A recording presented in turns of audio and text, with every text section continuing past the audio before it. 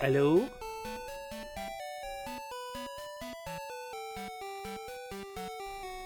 Okay, Maddie, can you hear me?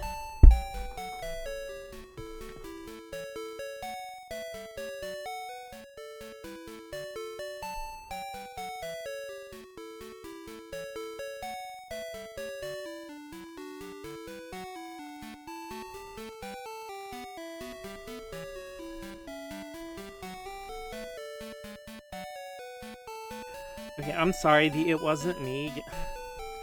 The, the reason I said that is because,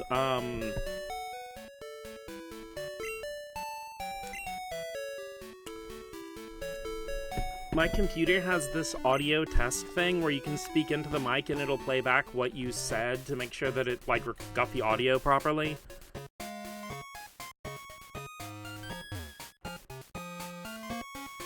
So it was me, but it wasn't me. No, for whatever reason, OBS decided to stop, like, okay, it has the, like, mic/auxiliary input and Poofy for a little victory lap, because I don't think we got to before.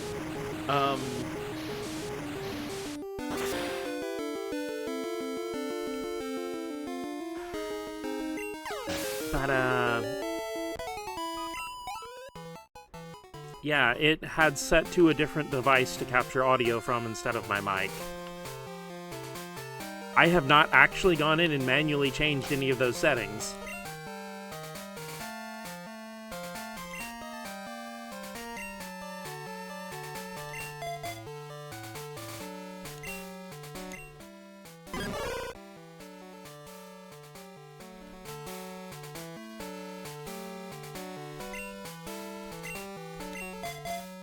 Typical streamer review of something changing despite you changing nothing. Yeah, pretty much.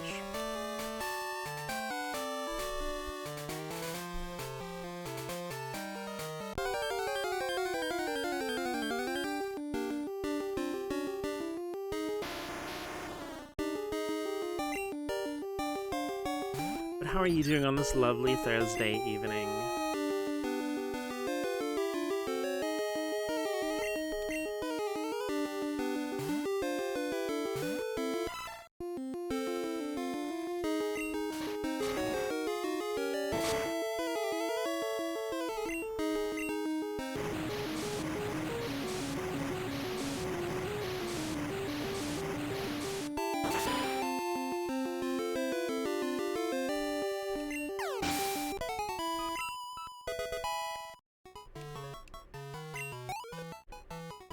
Okay, so we need to get Jiffy just 2 more levels.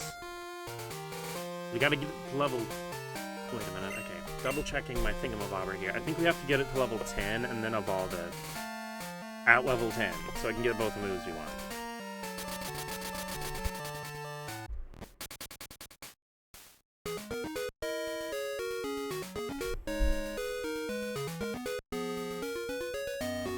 Bringing up Sarah B right now.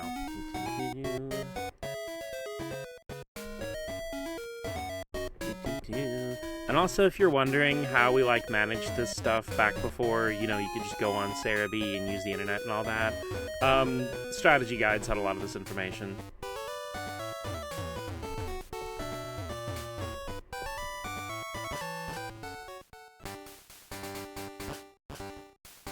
Especially for Pokemon, like, there were, like, 10 or 15 strategy guides, not 10 or 15, but there were at least, like, 4 strategy guides for every game, just from different publishers. So there was, like, Brady Games. We looked for the stars for guidance. Stars! Shoot for the stars. Wait, I did that joke already.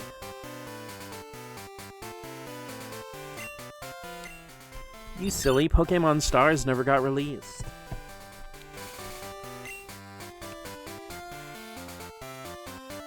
Gonna go into the cave and use Absorb on some Geodudes for 2 levels. Gonna go suck some dudes. Wait, I could probably go do this at Union Cave instead.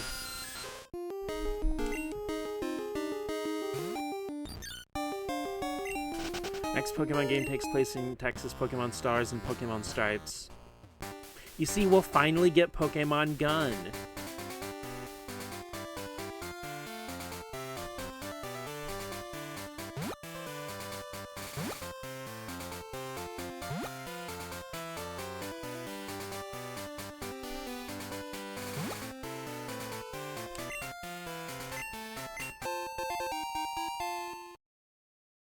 Get Pokemon Hoedown and Pokemon Hootenanny.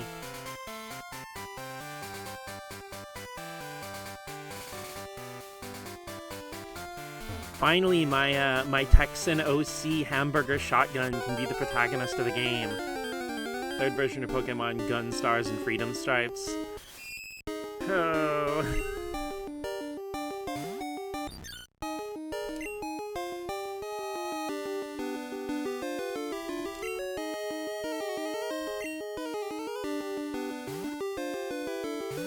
Larvitar.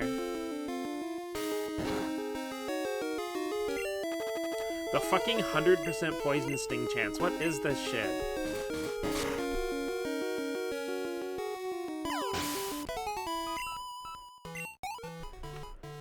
Let's see here. Woke up basically at the same time you did from your nap and Wits chat for about 10 minutes. Haven't really done much. Feel alright, little droopy but chill.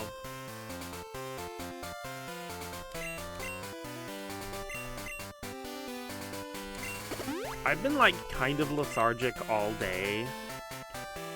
It sucks because, like, when I took a nap,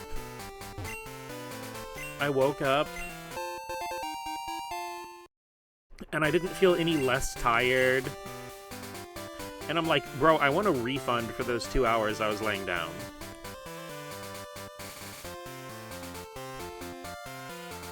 Professor Money gives you the choice to just order a corn, grass type, hamburger, fire type, and root beer, water type.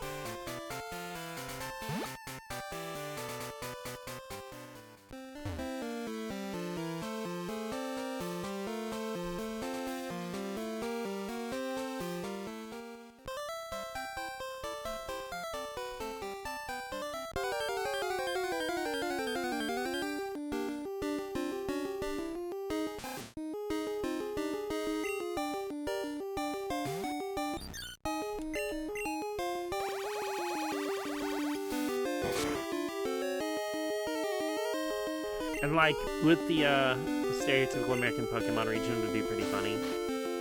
And the thing is, like, because, you know, it would have, like, the real-time clock, like, Gold and Silver or Diamond and Pearl. But, every other day that you play, like, all the power and all the buildings would be off, because the power grid just went off that day.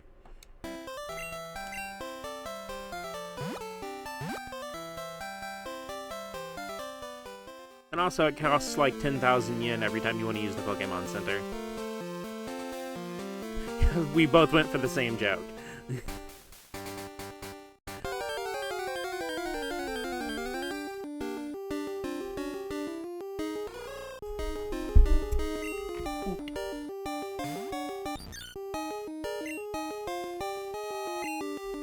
It's Jiffy P, yeah, you know me.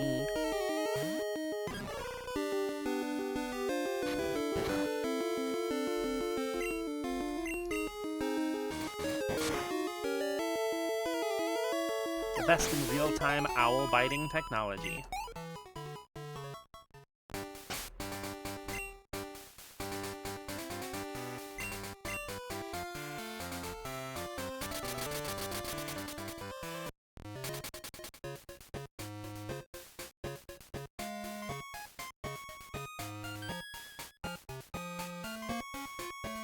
The evil team's never defeated either.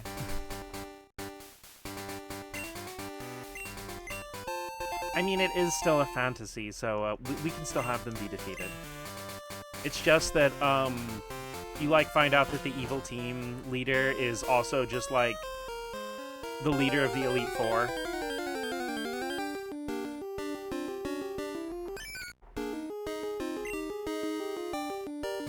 Sorry, Jude, Whoopi, don't look.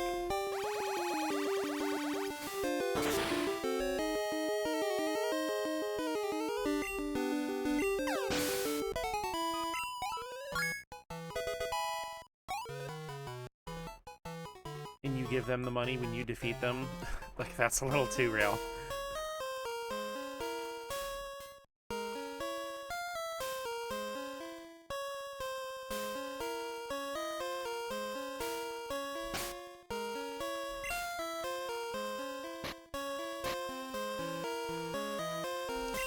Everybody pull out your super rod.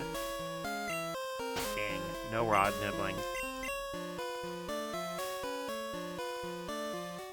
Girl, everything has a 2x multiplier cost.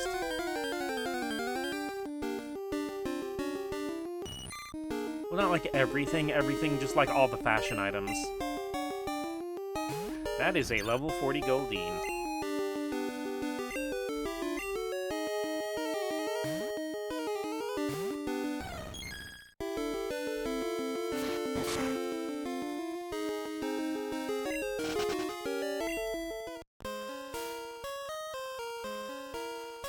That is actually one thing I'm probably gonna have to kind of get used to, is that when I do finally start, like, being able to be myself openly,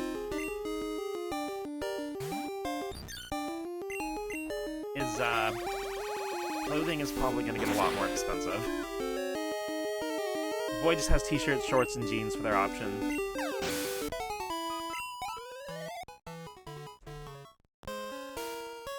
So it's sun and moon. Honestly, like, okay, not joking here, like the non-joke version of this. I do wonder if my disappointment with the boy customization options in the older Pokemon games was just because I didn't know that I was a girl yet, and that's why it felt so, like, lame to me. It was just one of those things that went through my head. So other people complained about it too, so...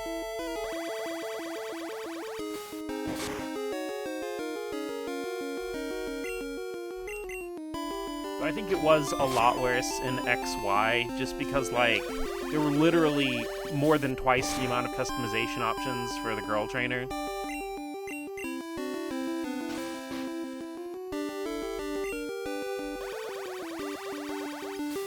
So, honestly, like, I am very happy that ZA just makes all the fashion pretty much universal. It doesn't matter.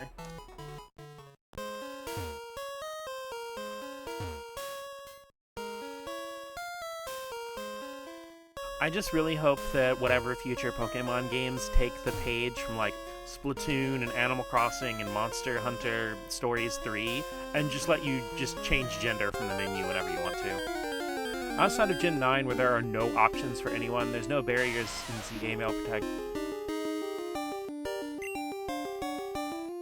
And no barriers in ZA male protect gets the bare minimum.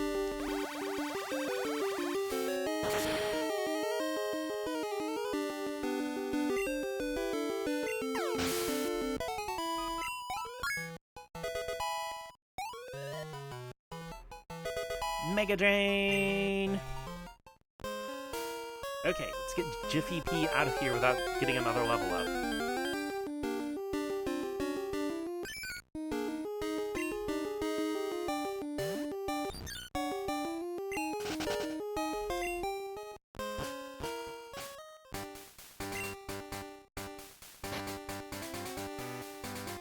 Oh wait, no, it's gonna be the regular item pack. Oh, okay, I think I need to go get it out of my PC then. Hop! Gotta give it a hop. Hairstyles in Gen 6 through 8 for men, you're basically either bald or have 2-inch long hair.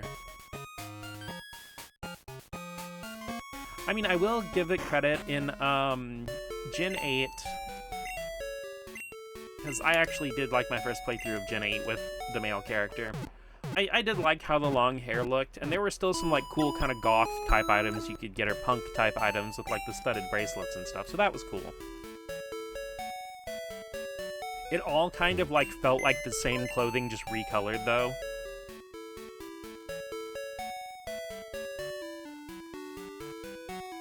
I do like that in, Brilliant Diamond and Shining Pearl, it does have character customization.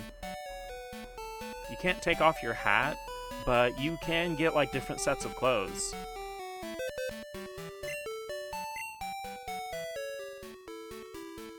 Okay, no, what I'm gonna do is I'm gonna go to my PC and withdraw the Sunstone. Withdrawn that sunstone, sunstone. I swear, like, when I have, like, sinus pressure or anything on my head, my ADHD, like, gets 1,000 times worse.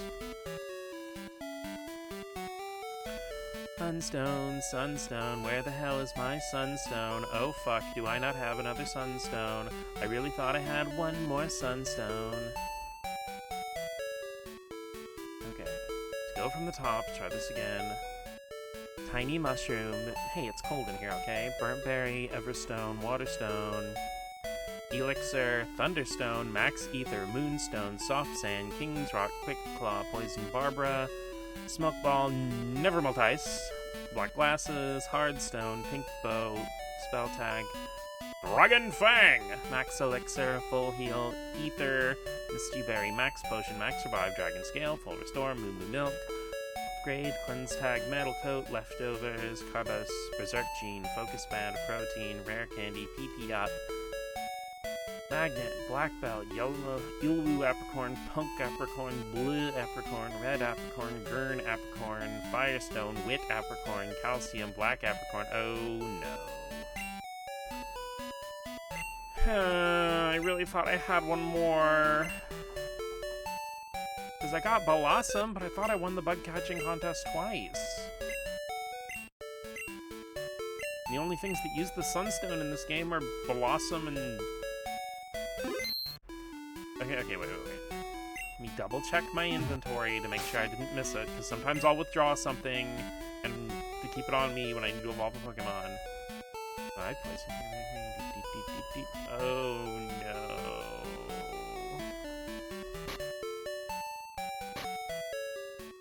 Well, it is Thursday. Oh. Guess we're bug hunting.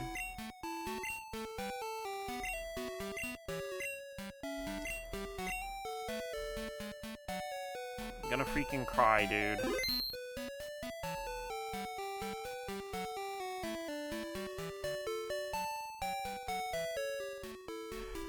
Is anyone holding it? Did I just, like, fuck up and hand it to a Pokemon without paying attention? What are you holding, Oreo? Leftovers.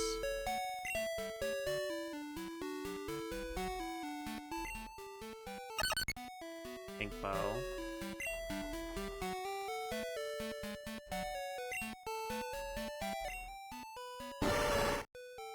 Bitterberry. I have played myself.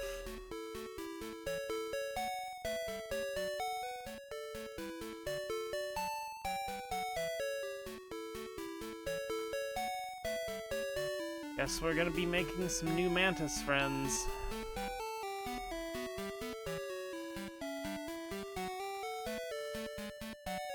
There's a Blossom. Skimming through to make sure I didn't know. If I would have evolved a Sunflora and forgotten about it, then it would be in my decks.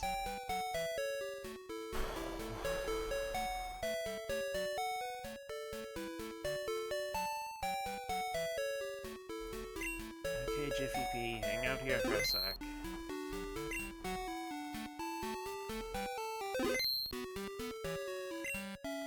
I'm going to freaking Scarm.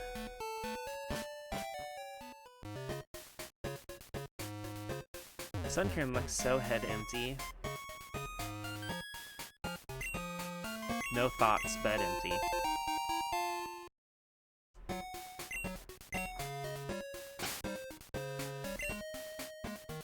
It's funny, because, like, I know Sunkern's pretty infamous for having the lowest base stat total in the history of the series. But it has, like, really fucking good, contest stats in Heart Gold and Soul Silver. Because I really feel like in Generation 3 and 4, they were trying to kind of push that, you know, like, some Pokemon would have talents that weren't about battling. Because IIRC, I'm pretty sure Skitty and Delcatty are actually really good in Pokemon contests, for example. It's just like, it felt like they never went all the way through with it, because you couldn't beat the game by doing all the contests. You still had to do battles, so... Which, like, yeah, the battle system, like, the standard battle system's my favorite, you know, interaction system in the series anyway, so you won't get any complaints from me. It's just like, because, you know, even in the anime, when they had May and Dawn, you know, like, they were like, oh, they want to do contests as their main thing. Hey, Big Kyle, how are you doing today on this lovely Thursday afternoon? We are playing some Pokemon Crystal, grinding, filling up that dex.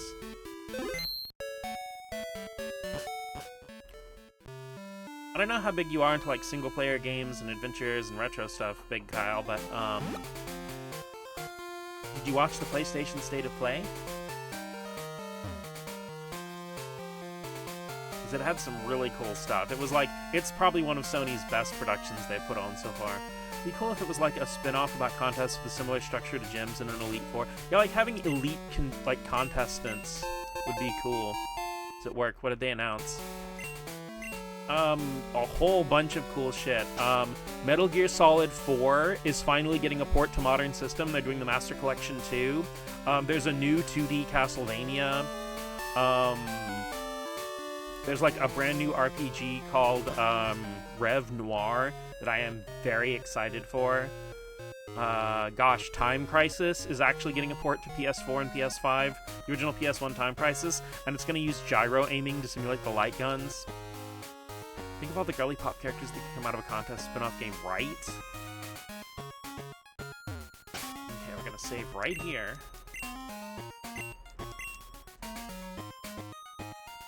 There's a lot more stuff. Like, they announced that they're doing a remake of the first 3 God of War games, and then there's a new, like, 2D action platformer God of War that is shadow dropped and is literally available right now. Today's Thursday. That means the bug catching contest is on today. The rules are simple. Using one of your Pokemon, catch a bug Pokemon and to be judged. Would you like to give it a try? Uh-oh.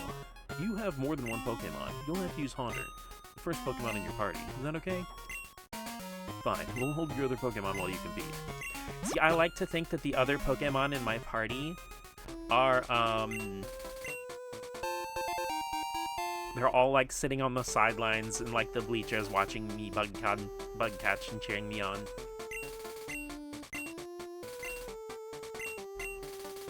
Bruh, which part's the bruh part?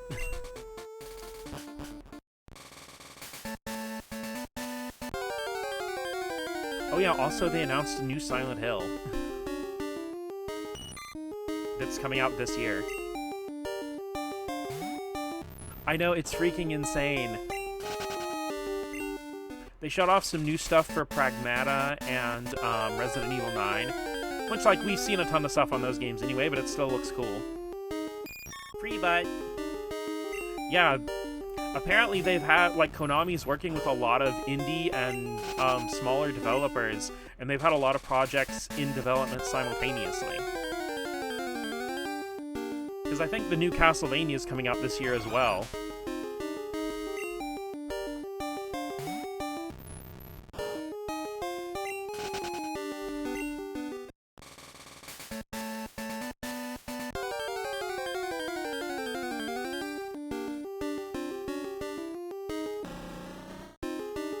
Drill, like, comment, subscribe if you want to be drilled.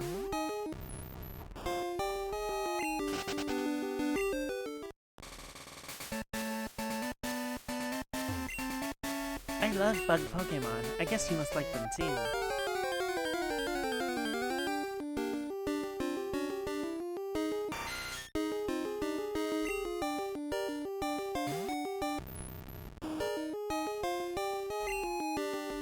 Oh wait, should I actually put it to sleep?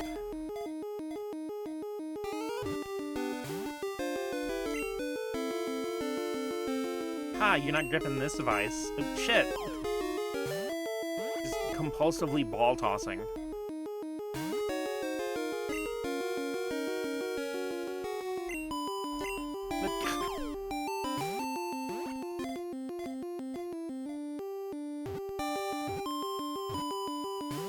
Girl, get your finger off the fucking A button.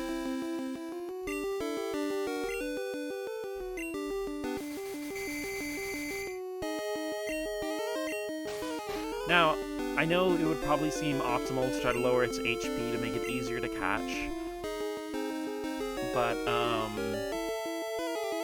there is actually a bug with the LOL bug catching contest where instead of looking at its max HP when calculating the stats to see if you won, it only looks at its remaining HP as if that were its max HP stat. So if you actually damage the Pokemon, it makes it harder to win the contest, if not impossible. So if you've ever, like, done this contest over and over and wondered why you kept losing even though you caught a Scyther or a Pinsir, that's why.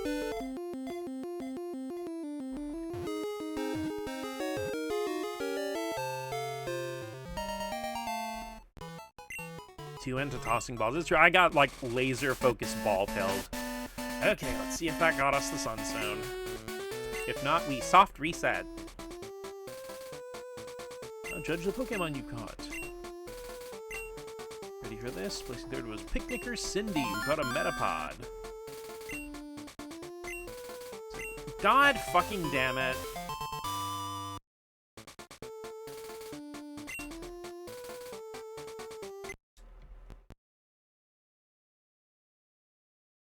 This is it, guys. This is gonna be the rest of the stream, me trying to get one fucking Sunstone.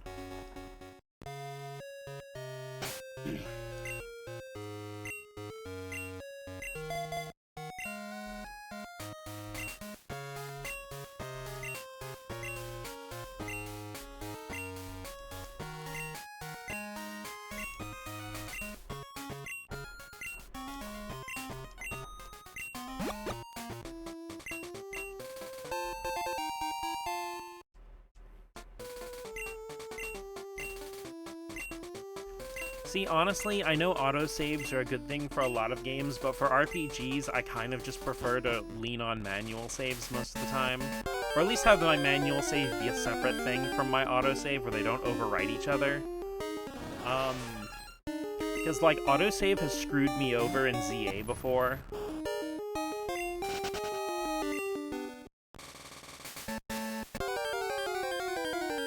Specifically because, I was trying to do a,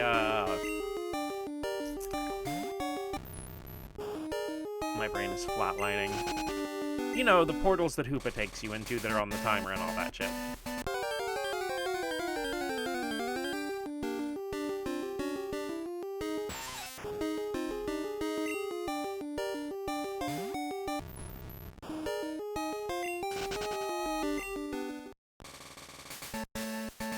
Hyperspace, yeah. But I was doing one of the hyperspace, like, wild zones.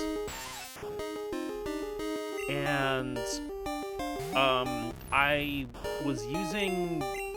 I don't remember which Pokeball it was, but I was trying to catch a, Alpha Alakazam, and it was beating my ass. And,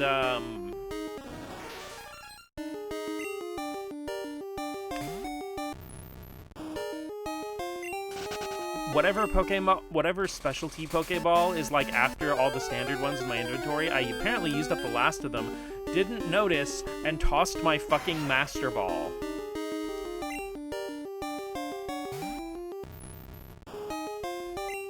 And I soft reset, because I just wasted my Master Ball.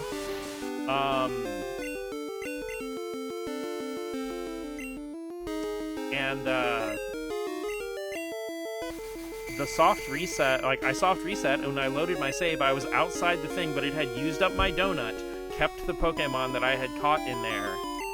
Because I guess it auto-saves whenever you catch a Pokemon. And I just felt, like, so freaking screwed over. I, like, literally just turned the game off.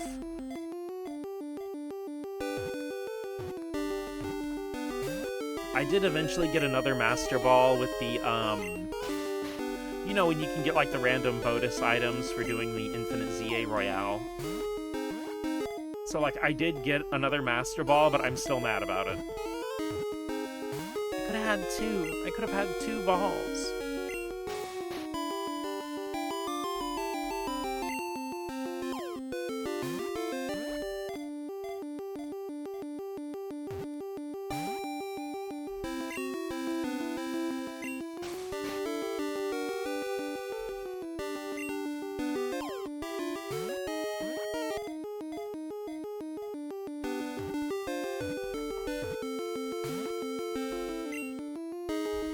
a Scyther stay in the ball.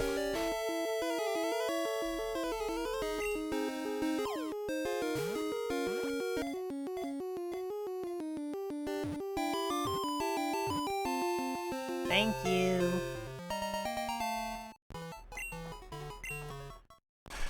Okay. Also, if you're ever wondering what happens if you catch more Pokemon during the catching contest, you'll only get to keep the most recent one you caught.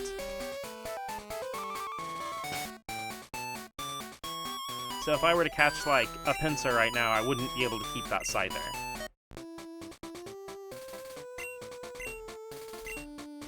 Okay. Pokemon William with a Venonat. Cindy, you caught a free bite.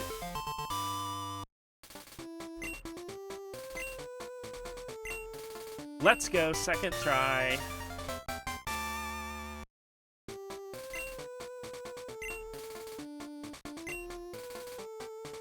Alright. Let's freaking go. A sunny day indeed.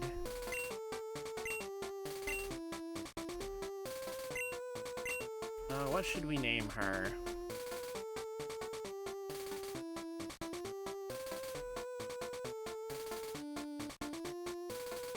You know, I don't think I've used... No, wait, no, that wouldn't work.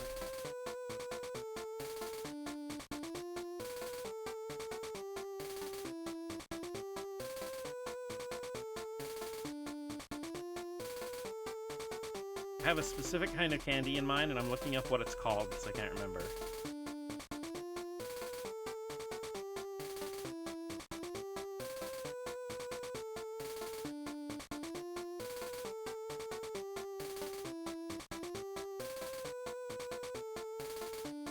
Okay, Arcor.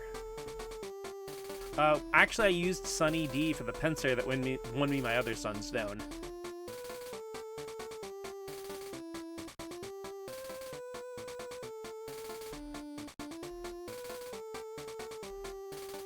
Arcor strawberry candies are those candies everybody associates with grandmas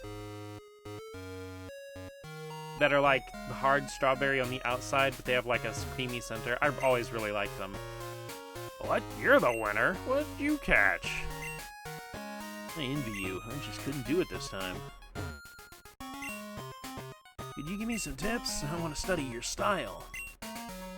You won? That's great. You feel like looking for a bug Pokemon with me? Yes, Cindy, let's get married. I can't believe I lost at bug catching.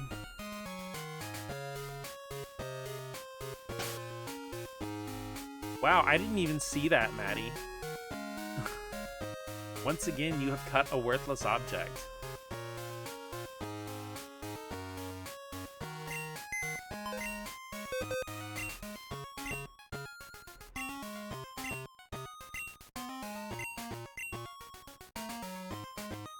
Like, well, it did appear in chat, but all it says is one message was deleted by a moderator, and then it says the name of the person you banned.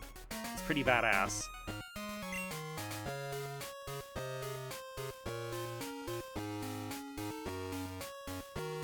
New Castlevania! Hi, Cole! Dude, like, I'm excited for the new Castlevania, and also the freaking, freaking...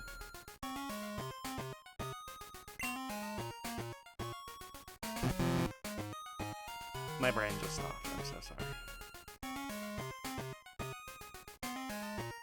Rev Noir, that's what I'm thinking of. Oh, dude, like, the state of play was freaking cooking, dude. I'm so excited. Yeah, Rev Noir. Like, absolutely in awe. It's just everything I want it to be. At least from what I've seen so far. Because, like, I don't know how else to explain it, but it really does kind of have the vibe of a lot of, like... It has the vibe of a lot of...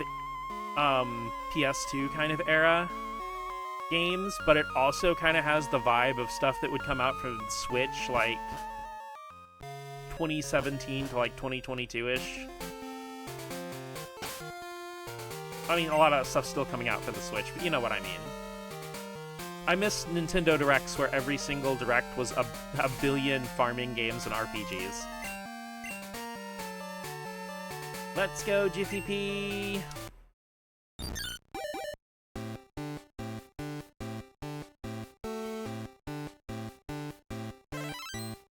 I'm also very excited that Metal Gear Solid 4 is finally out of PlayStation 3 jail.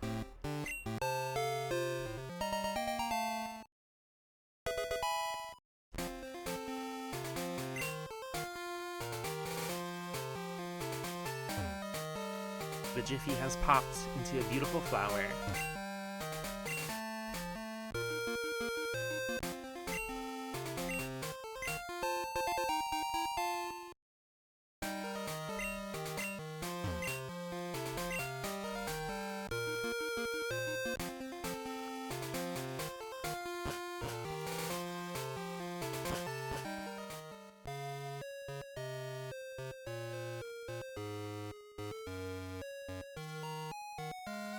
Yeah, they also showed off more stuff for Pragmata and Resident Evil Requiem and Beast of Reincarnation. And all that stuff looks fantastic. One of the weird random things I got super hype about was the PS1 version of Time Crisis is going to release for PS4 and PS5, and it's actually going to use gyro aiming to simulate the light gun. That gives me so much hope because maybe they can actually re-release Point Blank. I've always wanted to play the Point Blank games, but I could never... They're like $70 or $80 for just loose discs for PS1 copies now. And, like, I have CRT TVs, but I'd probably end up spending like $200 to get Point Blank and get a working freaking, gun con. So... like I said, I'm hoping if they can do that with Time Crisis, they could maybe put the Point Blank games on modern platforms as well. Also, Cole, I know it doesn't seem like my kind of thing, but I highly recommend Pragmata. It has a free gameplay demo right now on PS5, Series X, Switch 2, and PC. And the coolest thing is that the PS5 version actually lets you gyro aim like it's freaking Breath of the Wild or something. I'm so glad they're finally starting to use gyro in PlayStation stuff.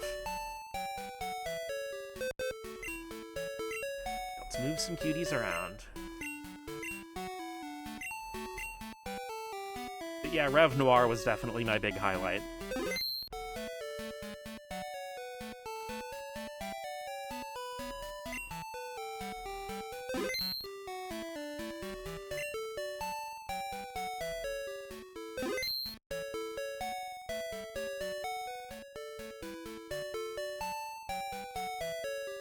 Do I have anyone else that can learn Surf that needs to be trained?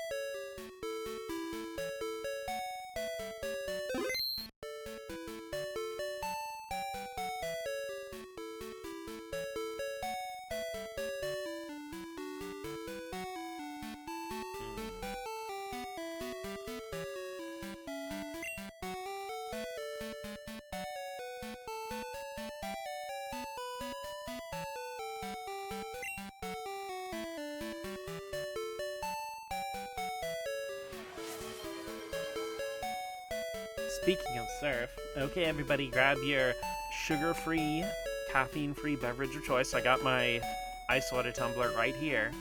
And take a nice big sippy.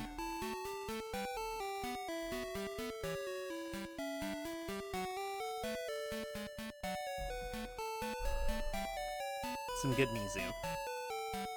Give me just a sec, I'm gonna blow my nose.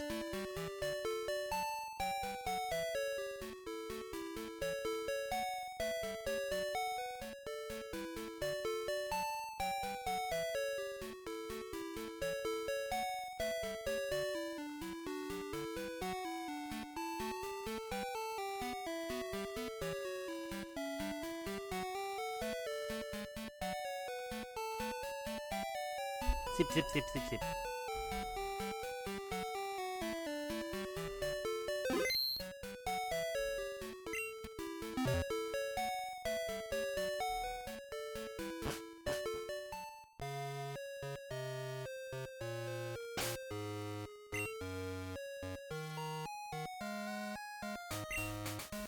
let's go ahead and teach Bubble Tape Surf.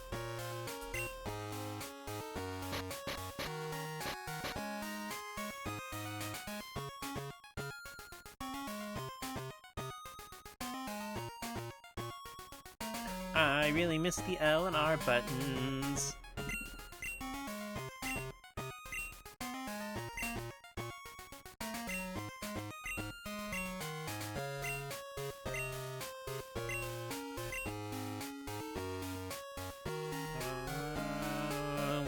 Yeah, the withdrawing from withdraw. Because we got 2 long haul cuties in our inventory we're training up right now. Jiffy P, I'm just gonna let him have a victory lap, since he's freshly evolved, and I want to use Mega Drain and Razor Leaf. But yeah, whatchamacallit is gonna be up to level 55, and Bubble Tape is getting up to level 50 before either of them evolve.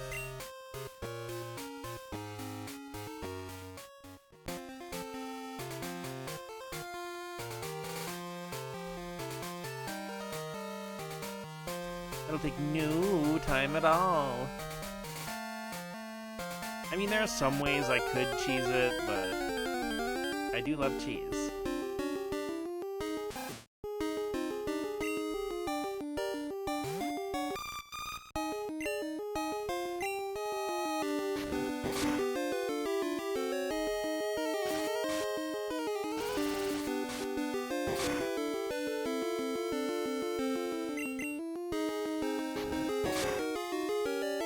You know, I kind of understand Mareep's lack of availability, because I feel like everybody who played Gold and Silver used Ampharos. But Remoraid being omitted from Crystal and Girafarig feels weird. Any kind of cheese or cheese product you don't like. I'm not a huge fan of blue cheese.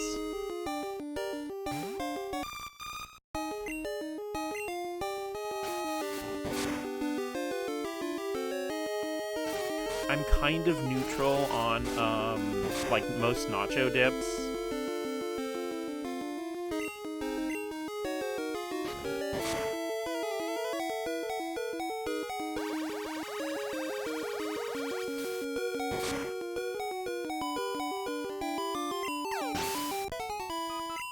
And okay, actually, this is probably going to be the most surprising one. I am not a fan of American cheese singles. Or just American cheese in general. It doesn't really taste like cheese to me. It tastes like its own kind of separate thing that isn't really, like, I don't taste it as cheese. Salsa con queso is my favorite cheese thing. I probably just need to have better cheese dips, honestly. I think most of the ones I've had were like the cheaper ones. Yeah, sliced American cheese is yellow plastic. Okay, it's not just a me thing then.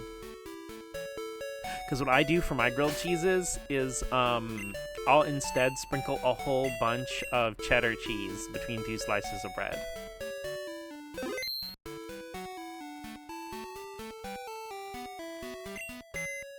Sometimes I crave plastic, don't get me wrong. We're moving away from microplastics and we're just putting macroplastics in our body.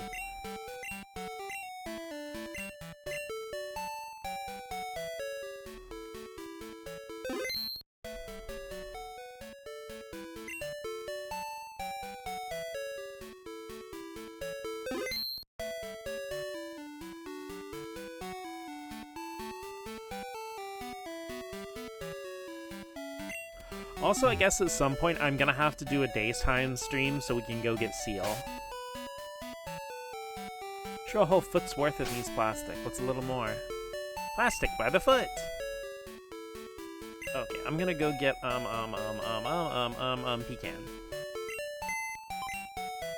You play Dino Crisis on stream? Abso-freaking-lutely. I love Dino Crisis, dude.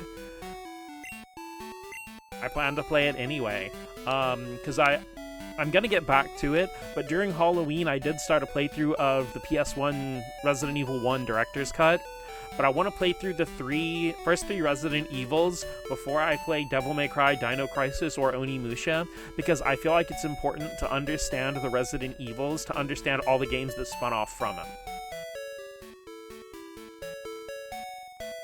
Also, fun fact, the original PlayStation 1 version of Resident Evil 3's launch copies came with a free demo disc for Dino Crisis. I actually do have that demo disc, too. Even funner fact, I actually owned Resident Evil 3 on Dreamcast before I had a PS1 copy. Because the PS1 copy I have, my mom found at the thrift store. It's weird because it didn't have the box, but it had the manual, the game discs for Resident Evil 3 and the Dino Crisis demo.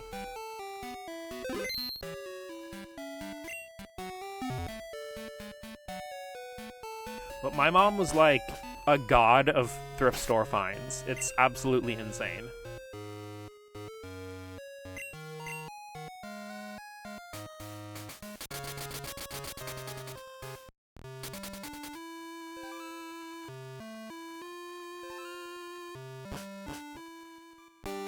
I'm still, like, low-key mad that, like, Exoprimal wasn't, like, Dino Crisis 4 or whatever. And it was just some online-only game, because it's like, you know, here's a crisis.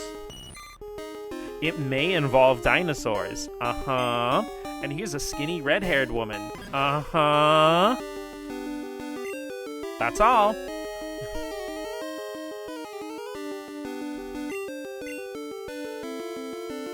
Dino Crisis 1 and 2 are on sale on Steam. The other are on sale on GOG as well, because the GOG is actually a preservation of the PC versions. I am kind of suffering from a mild case of DHD right now, but I still have my PlayStation 1 copies. Because I have very few crises involving dinos. I have a few neighbors like that. Yeah, try not to be too sore about it.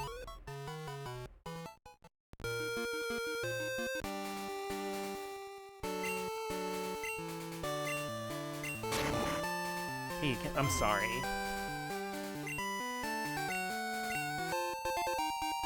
I guess I'm still kind of an old fossil.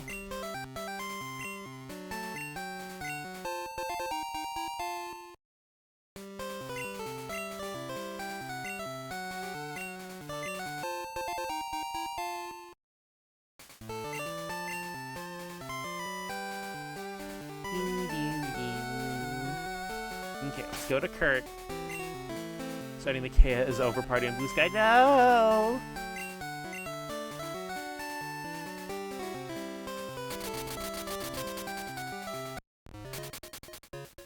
It's okay. Damn it, now I'm gonna have to buy a ukulele for my apology video. Listen, some of my best friends are dinosaurs, okay?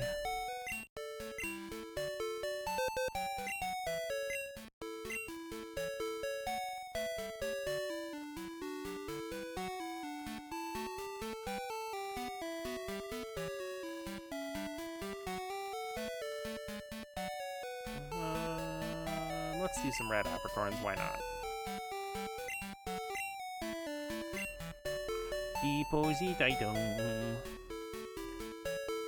Say, please, Yasor, forgive me. I'm sending a meteor to your house. Can you send me Meteos for the Nintendo DS?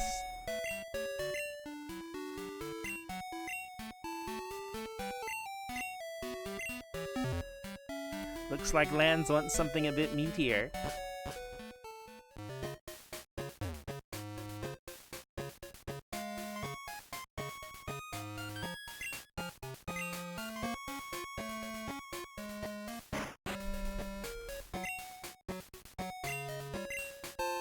Heavy balls.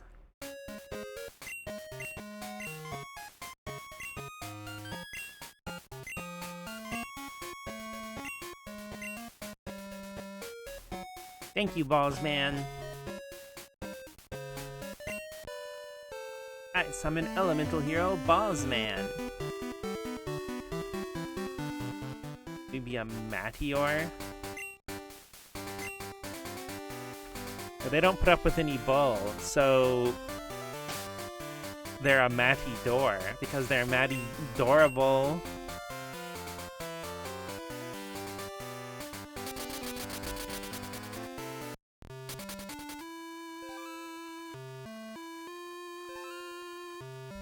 Sure. Oh, come on.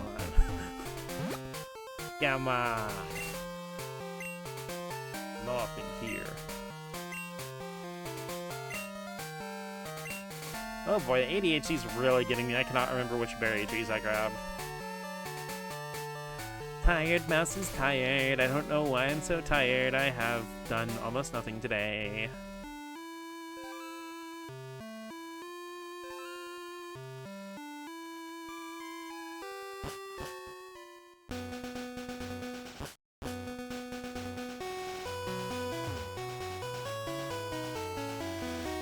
I don't need to grab someone's berries and not even remember. I mean, is that on me or is it on them for not having memorable berries?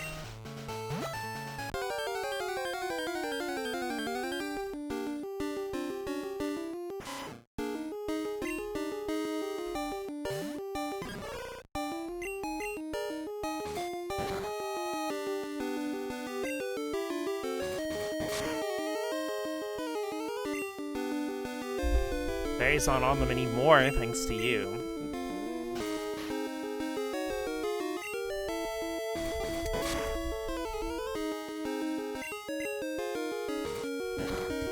I don't think they should hold a grudge about it. Can't we just bury the hatchet?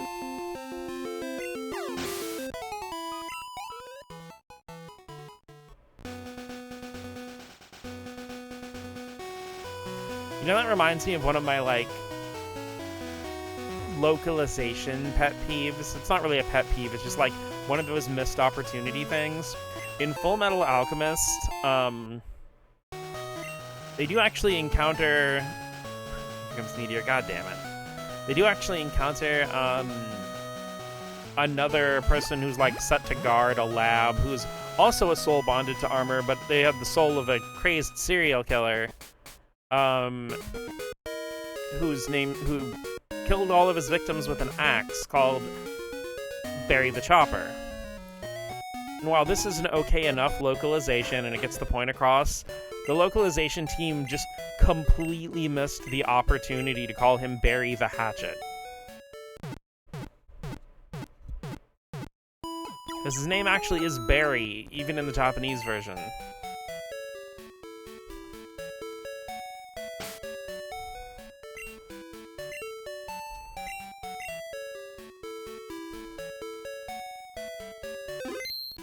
He himself ain't a hatchet, you see.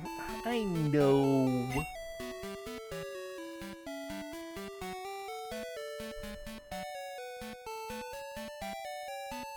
See, let's check that dex. We got Raichu, Nidoking. I don't think Vulpix is even available in Crystal. Actually...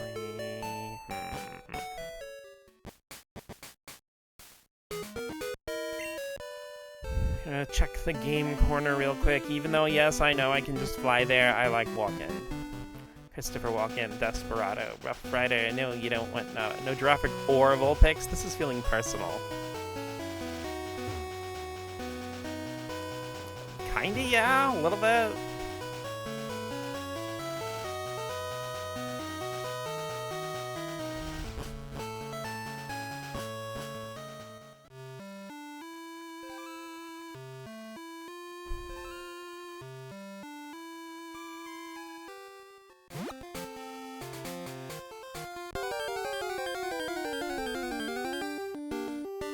Did I heal?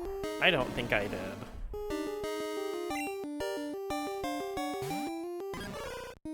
Ah, I did. Okay, yay, go me.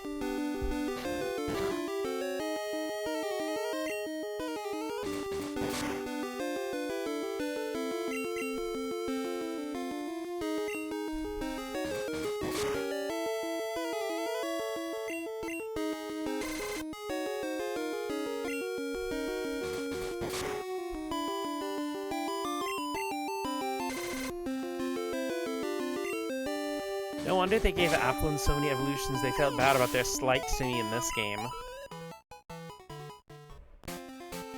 You were like 1 year old when this game came out, and they had already slighted you.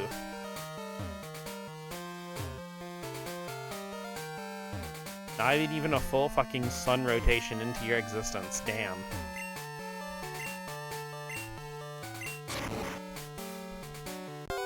And it took me 2 decades to make it up to you.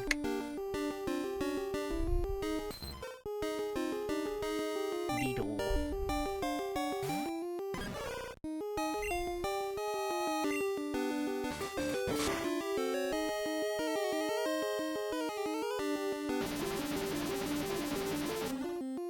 Holy shit, you guys, a purple Larvitar, is that a shiny?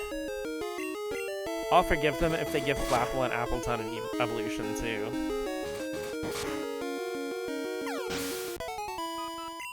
Yeah, duh.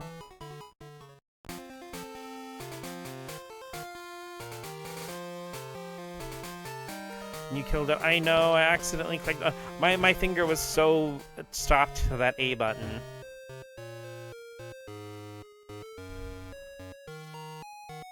Game corner, game corner, game corner.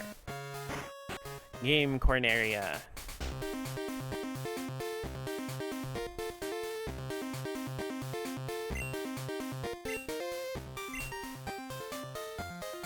That's the TMs.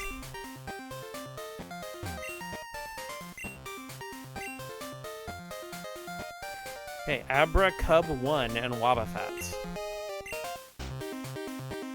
Tossing balls, grabbing berries, killing shinies. When will your reign of terror cease? Mwahahaha.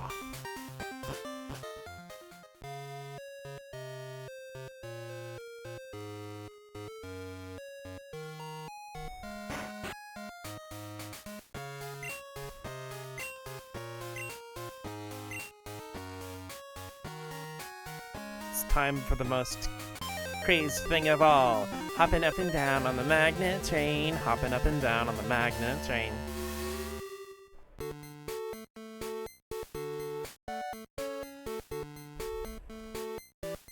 Just hit 100,000 cheese cubes. Do I get a prize? Yeah, you win the prize of 100,000 cheese cubes.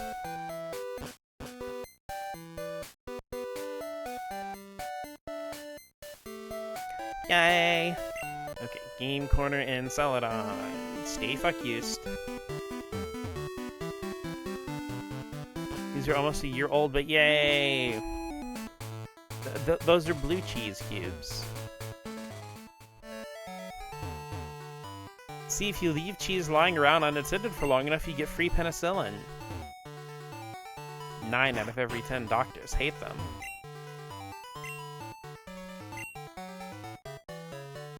Okay. 32, 29, and 50. I know 15's Hyper Beam. What are the other two?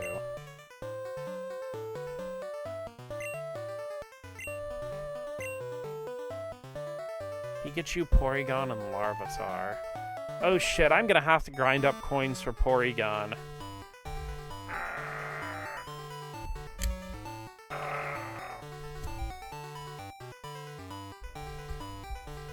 Why do 9 doctors hate penis, Ellen?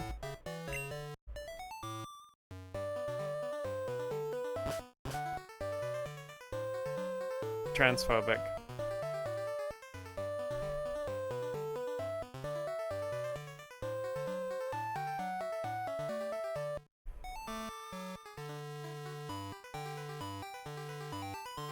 Okay, so no, I'm thinking of Yellow that has Vulpix as a Game Corner prize, so I guess Vulpix just isn't in Crystal. Damn.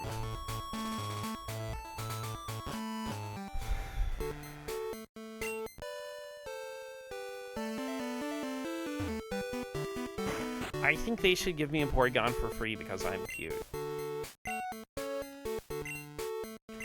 Okay, back once again to... hopping up and down on the magnet train, hopping up and down on the magnet train.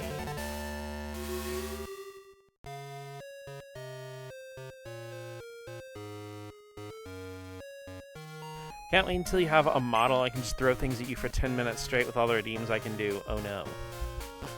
I'm in danger. Oh hey, since we're here, let's check Buena's password.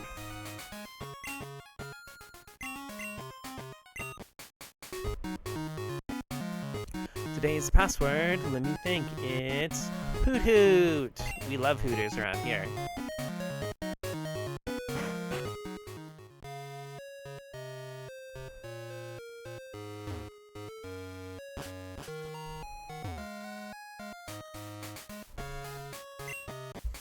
Hi, did you tune into my radio show? Do you remember today's password? Yes.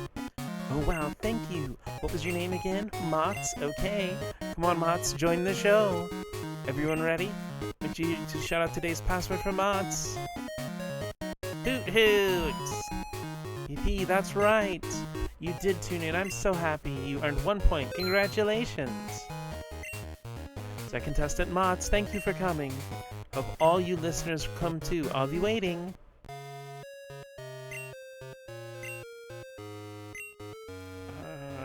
Let's get another nougat.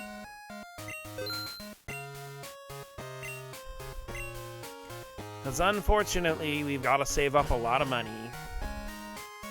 I hope you guys are ready for 15 streams of grinding the Elite Four to get Porygon.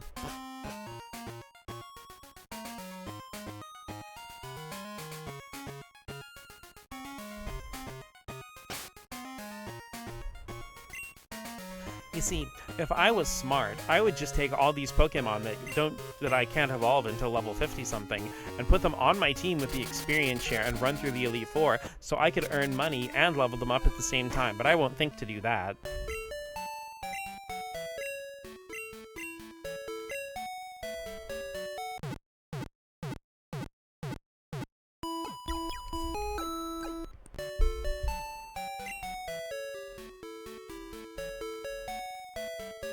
That's for non-mouse brains to think.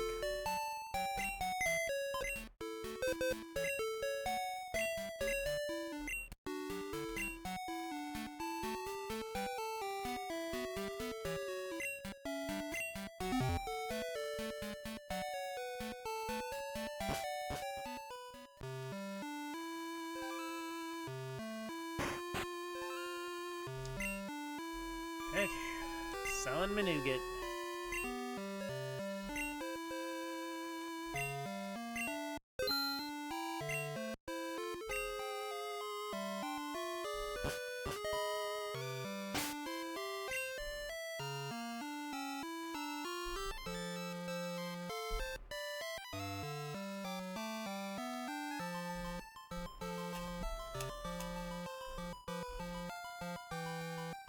Jokes aside, I am actually considering doing that right now.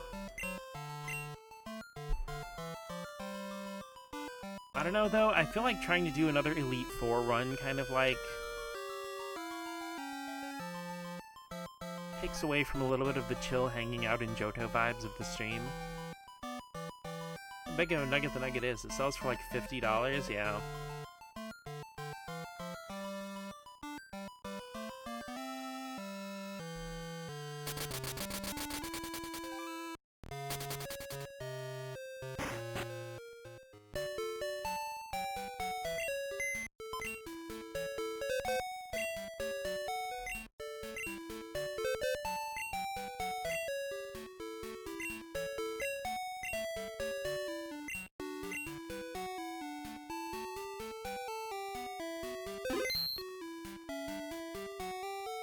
Let's go ahead and move Pecan back over to the Cuties box.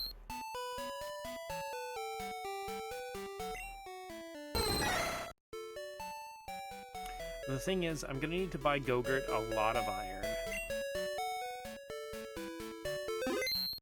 That's another big money sink.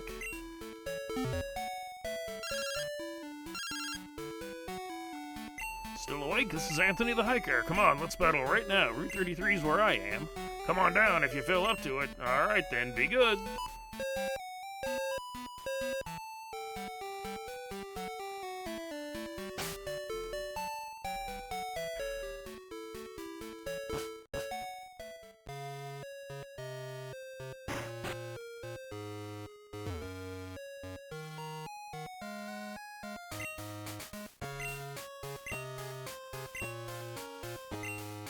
I think the 4th floor is where we're gonna go.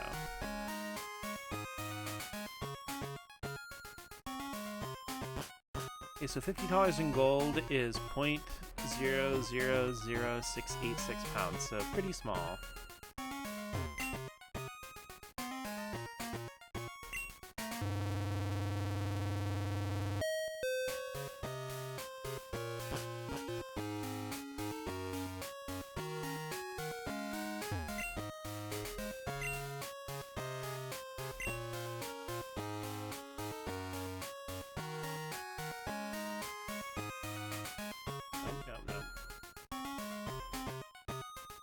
even a few irons wipes out like half my money. Wait, I think I have an idea.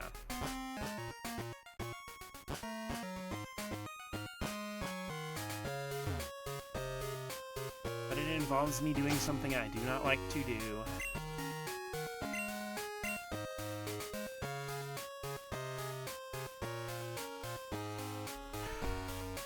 We're gonna have to delete a phone number.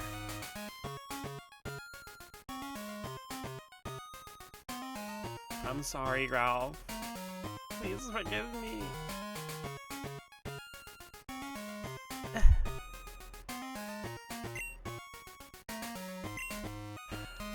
I mean, granted, we can just go talk to Ralph and get it in later if I want to, but... I don't really need Quillfish anymore. I have one.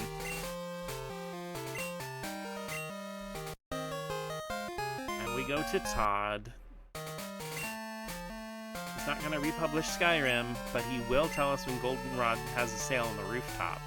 And sometimes I'm pretty sure they do actually sell the supplements.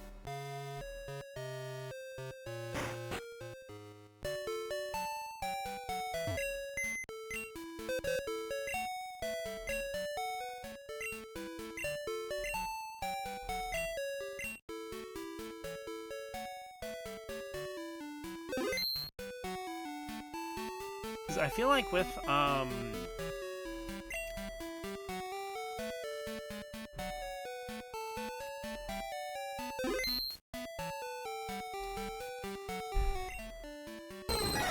feel like with Tyrogue, it always ends up with, like, his attack being higher. Like, it's so easy for it to just become a Hitmonlee without you even trying.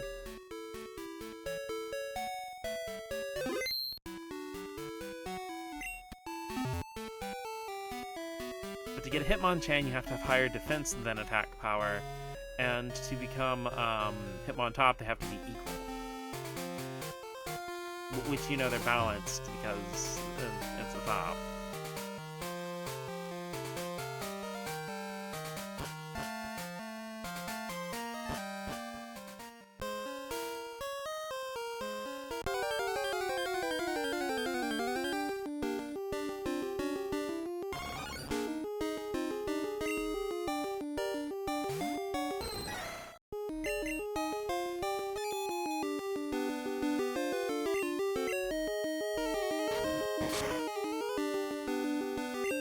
We actually have a Hitmonlee already, because what I did with Hitmonlee, the thing is, like, all of these signature moves, or all three of the Hitmons can pass down one signature move if you breed them with a Ditto, but High Jump Kick's the only actual good one in this game. And yes, I know it feels like sacrilege to have a Hitmonchan with High Jump Kick. That's the gold talk. $50 in 2000, that'd be about 0.0022 pounds. I don't know, that seems to track for how big the nuggets seem to be. It could not be particularly dense either.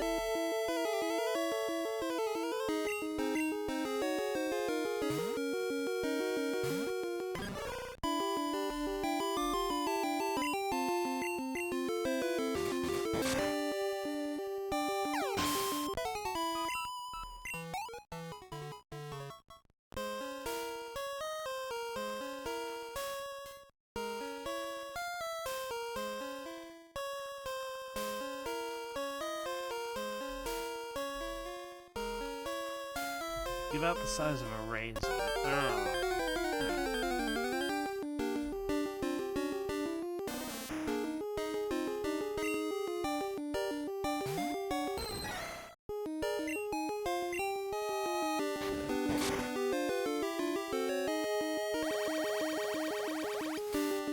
Dude, $50 a raisin, what a deal. Oh, I heard it through the grapevine.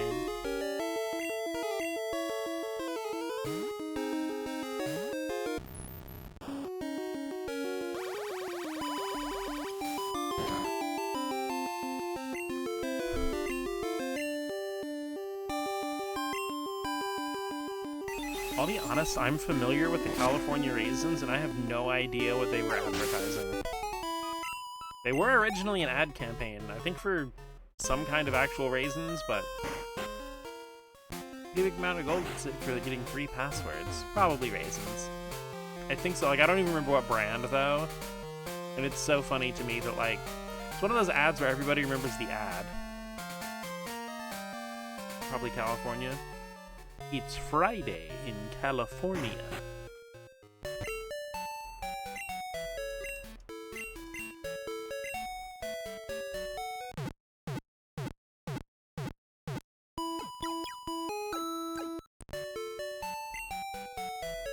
It's Thursday.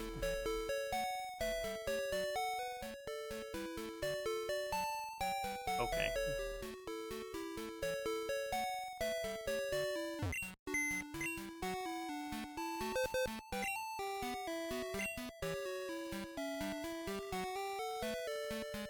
It's Friday in California, time zones are whack.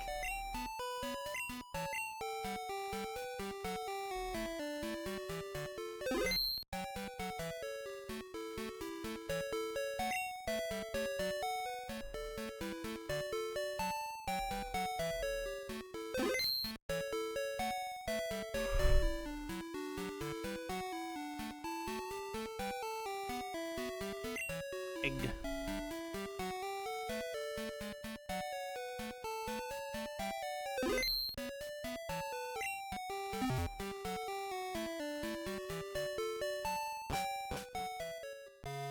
Okay, we are once again gonna go hop up and down on the magnet train.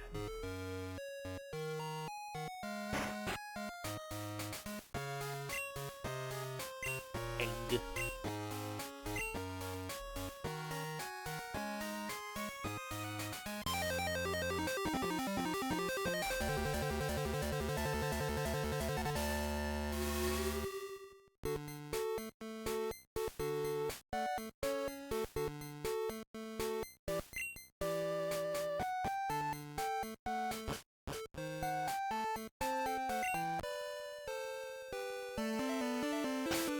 Egg little face, keep an egg warm. See, that's why I love, with, like, the Pokemon games from Gen 3 onward. Because, you know, Pokemon with, like, Flame Body or Magma Armor will help an egg hatch faster. And I just love the idea of, like, your Slugma or your Talonflame just, like, tending to the egg and taking a little nap with it.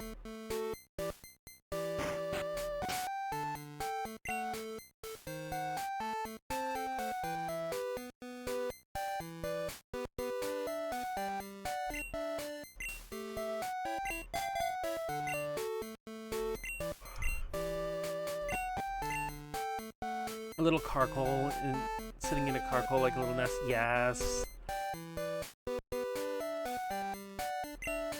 Gosh, the Roly-Coly line is such cute and creative Pokemon, and I feel like they kind of got lost in the shuffle a little bit.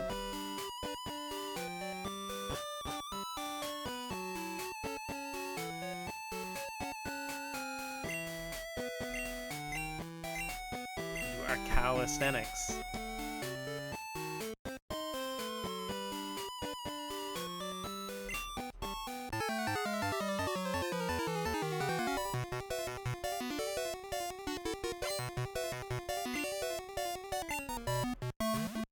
I like Carcoal's funny face on a stupid minecart.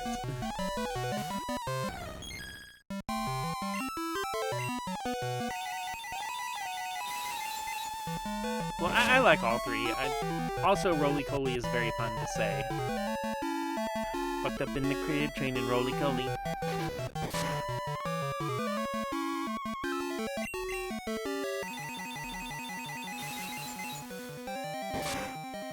Up in the crib, training Stack-a-Tacka.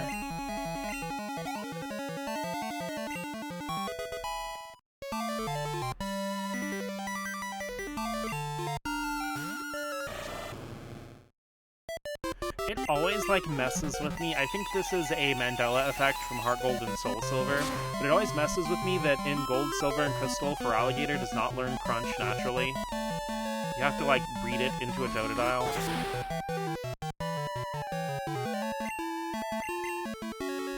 See, I think the part why it messes with me is because I, like, gave away a lot of Totatile's bread with crunch, like eggs with it, to friends. So I always think about for alligator having crunch. Big craggy monsters are like one kind of creature designed hard to appeal to me. I kind of get it, but I do like what the whole, like, the evolutionary line as a whole is going for. A lot of Gen 1 Pokemon are hard sell, that's valid. Gen 1 really leans deep into, like, the kaiju and, like, Super Sentai sort of inspirations. We can get rid of Leer. Rock slide, so what? I'm still a rock type. I got my rock moves, and they won't hit you tonight. That's right.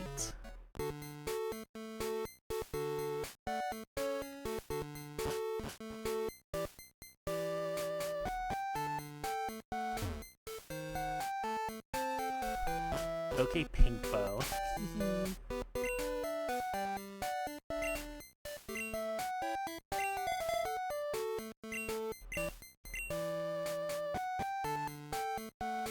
A friend of mine from long ago, we had this running joke that, like, no rock move is allowed to actually have good accuracy except for Power Gem. And we'd always joke that, like, Game Freak doesn't remember that they coded Power Gem into the game, because if they ever remember, they'll change its accuracy to 85.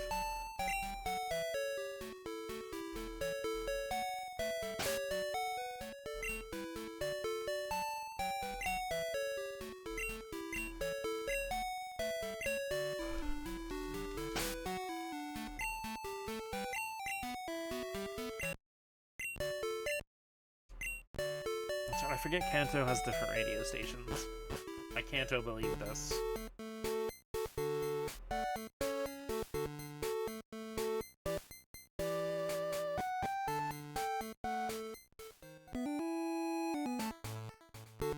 Actually, you know what? While we're here, I want to pick some berries. Power Gem's the diamond in the rough. A.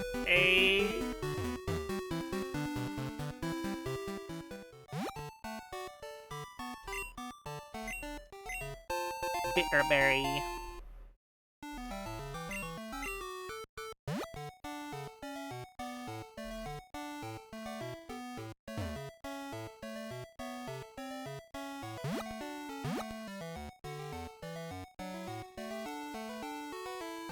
I love the dancing flowers in Gen 1 and 2.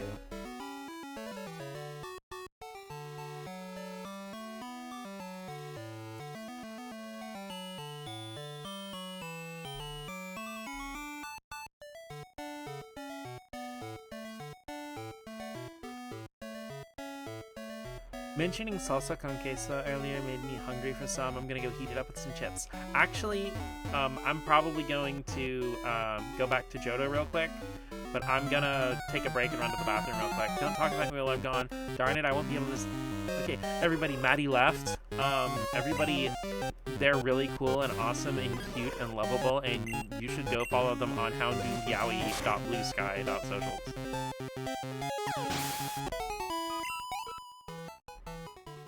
Ha! Well, you're still here, so I obviously didn't talk about you while you were gone. Second meteor. Darn it, that one's even meatier than the last one.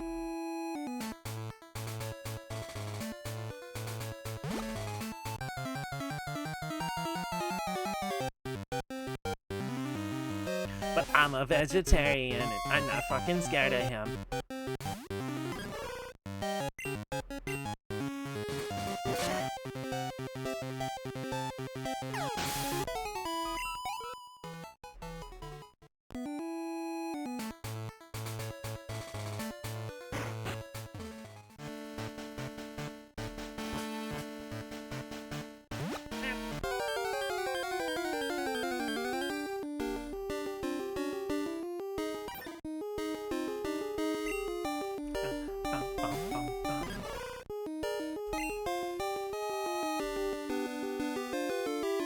I love Johto, but I wish so many of its Pokemon weren't like post-game rewards.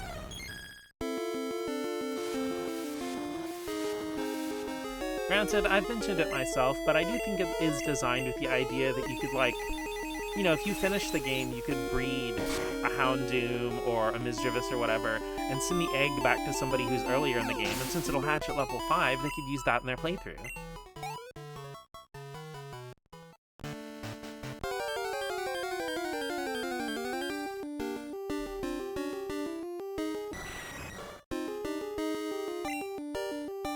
I can hit JOHTO style with my Toto dial.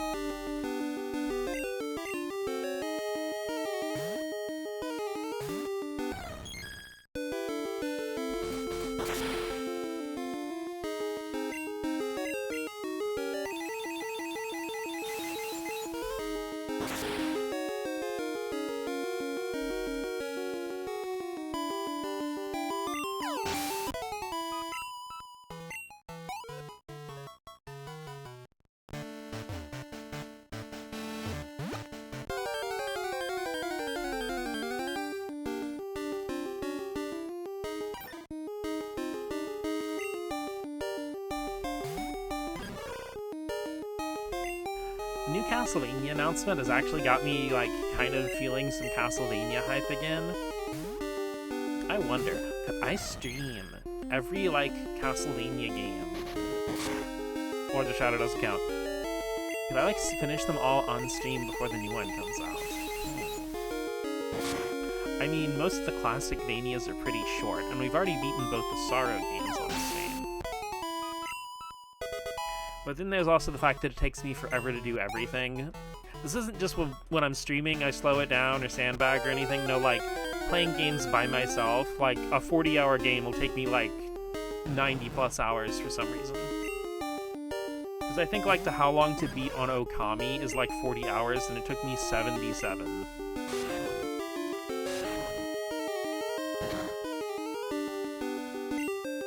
Granted, some of that is on my ADHD and the fact that, like, if I want to take a break and, like, go make myself food, I will leave the game running.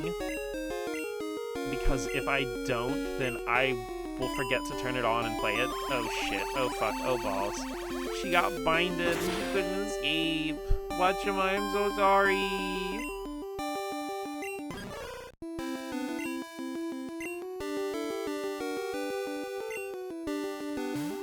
Maxtos. Avenge your fallen comrade.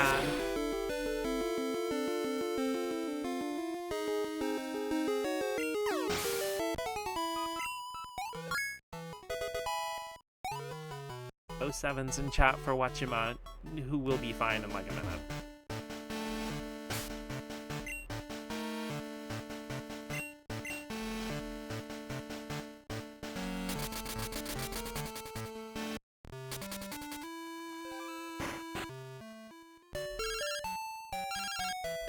Hi, Arnie. Hello, Arnie calling. Are you awake now, Mots? Hey, let's battle our Pokemon. I won't lose to you in battling or in the bug-catching contest. I'll be here on Route 35. Let's talk again, huh? Oh, wait, I just remembered that freaking,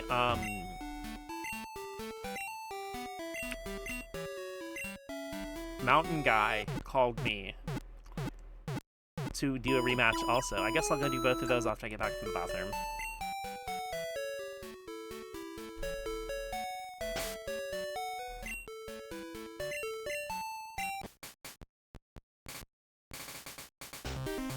I'm gonna run an ad real quick while I go to the bathroom. Be back in a minute.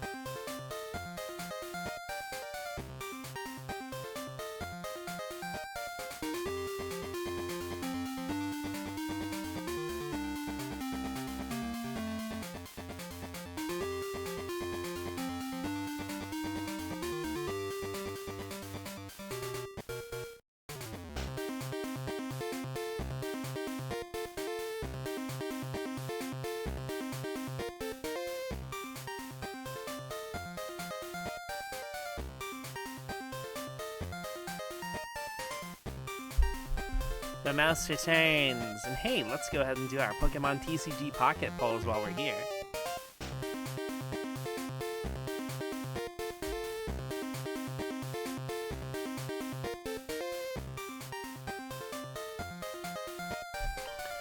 You got your phone out if you got TCG Pocket. Now's your reminder to check to make sure you did your polls. If you need to do your Wonder Pick or anything like that for today.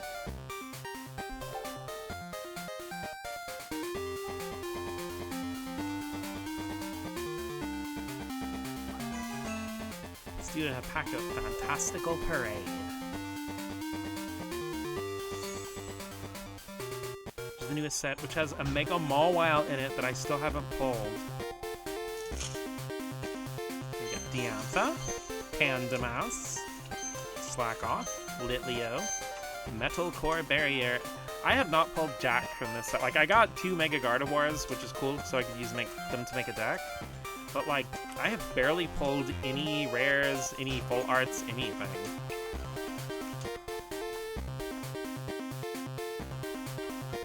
Like, this is the worst luck with set pulls I have had since, like, Space Time Smackdown.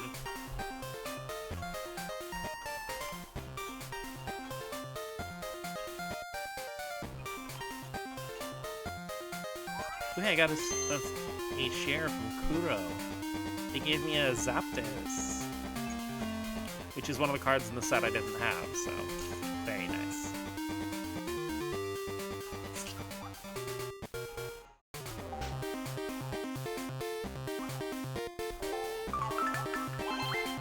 Don't forget to send thank yous to your friends whenever they send you a goodie like that.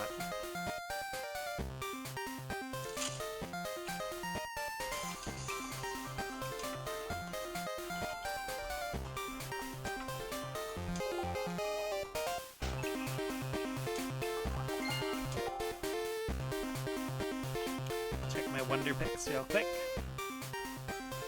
Let's see here, does anybody pull anything really cool I can try for?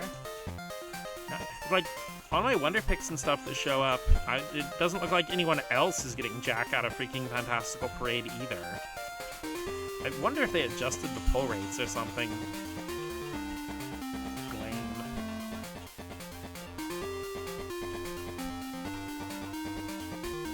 Okay, let's go ahead and put TCG Pocket away.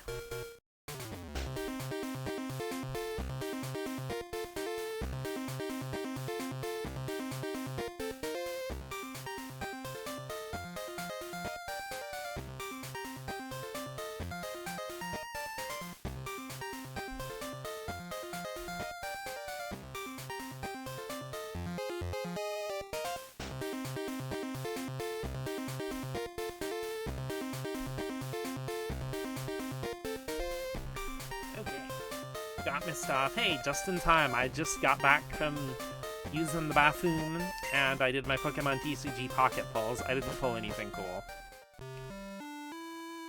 So, aside from the Conqueso itself, what else we got? What you dipping it in? Definitely didn't accidentally spill some of it while making space to sit it down. Of course you wouldn't do that.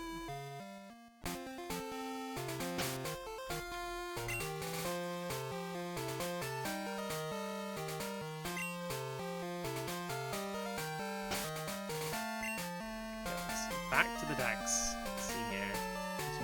Nidoking, Vileplume. We're gonna have to train up another Oddish. Do I have another Oddish?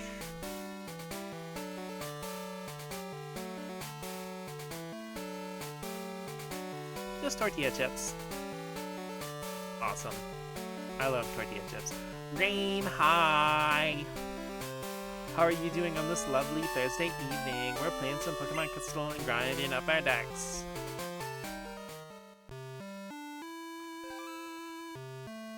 And also, I'm yapping about the state of play because holy shit, this is probably Sony's best state of play, at least for me personally.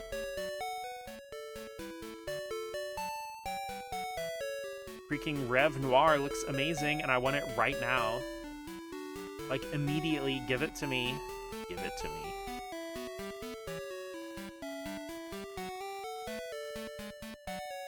Funkin' tired, start of Valentine's flower stuff from work.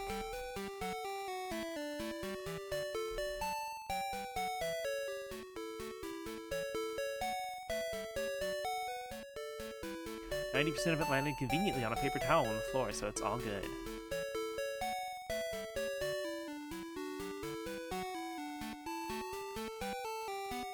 I forgot what I came over to the fucking PC for.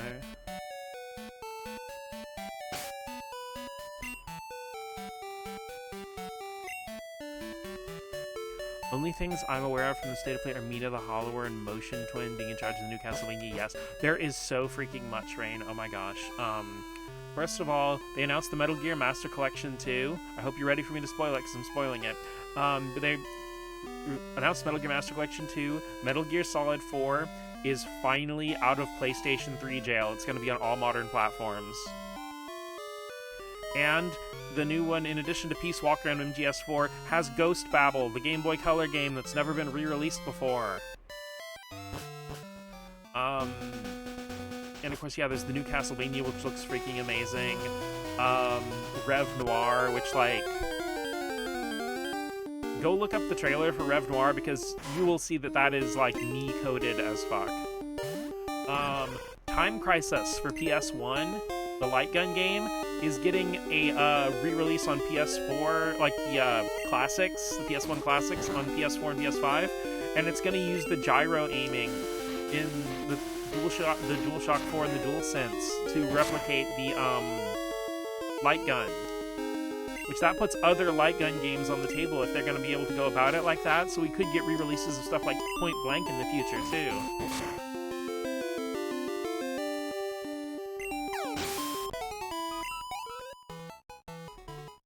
Rev Noir?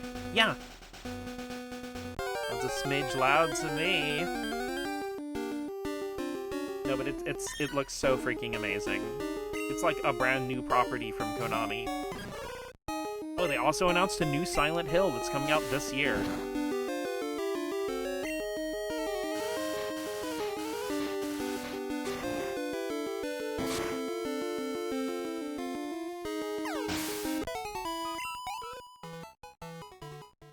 Yeah, honestly, I got so distracted by Rev Noir and Castlevania, I completely forgot that they showed off new Mina the Hollower footage. Oh, that's right, the Mina the Hollower demo is going to be on PS5 freaking tomorrow.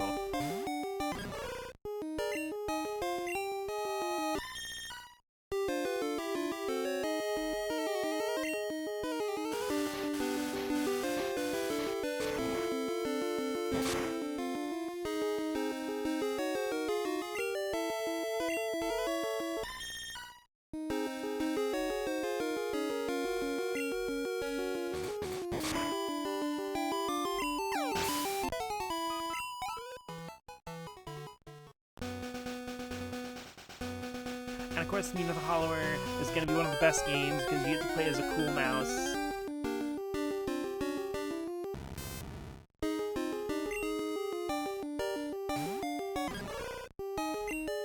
So I don't really mention this a lot, but I have a very strong love for games that are kind of like 2D Zelda.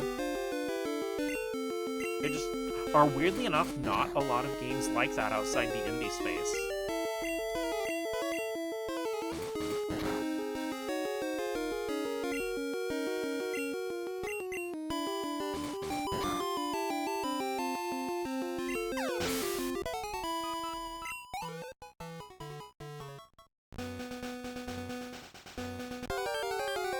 Of course, I also like games that are like 2D Zelda, but like layer on more RPG stuff. I mean, Secret of Mana is the obvious one there, but...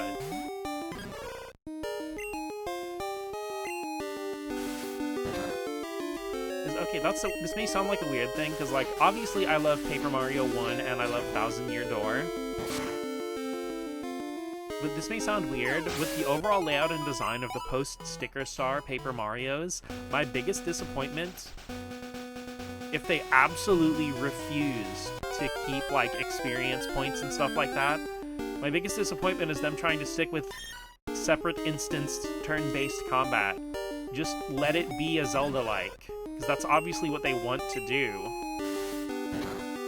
Watch the Rev Noir trailer, and now you're obligated to play the entire game on stream. I mean, you wouldn't be able to stop me.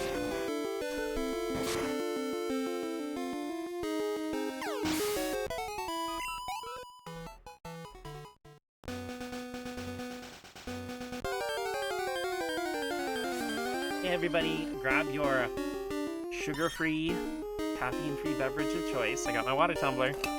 And go ahead and take a nice big sippy.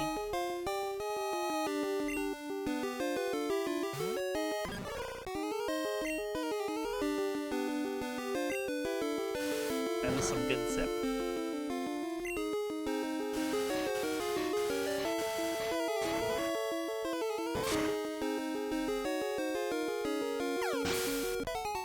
Also, they showed off some new stuff for Resident Evil 9 and Pragmata and Beast of Reincarnation.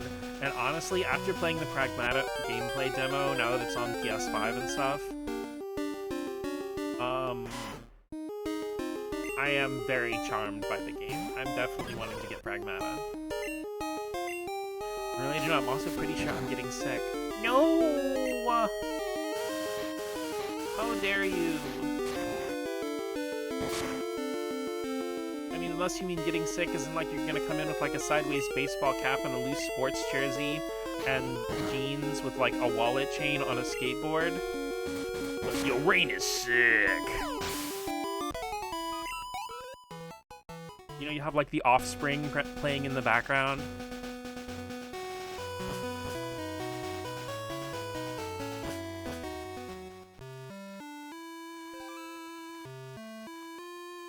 Have like the announcer that's spelling me like, crazy combo! Whoa, this is about to get wild!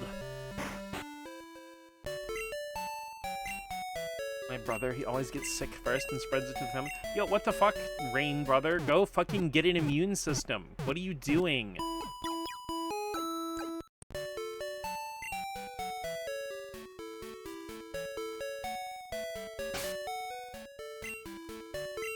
Gonna freaking quarantine you into the super monkey ball bubble.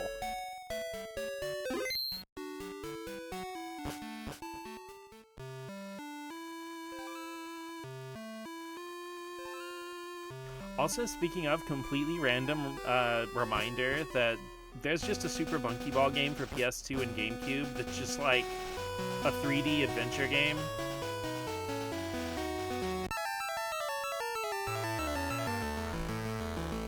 Fucking Entei.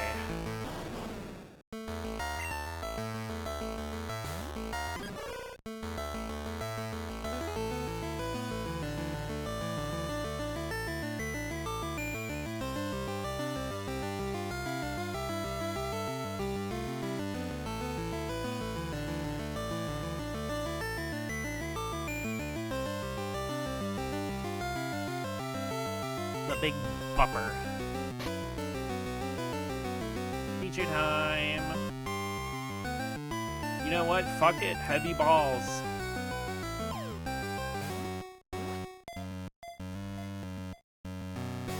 I didn't catch it, guys.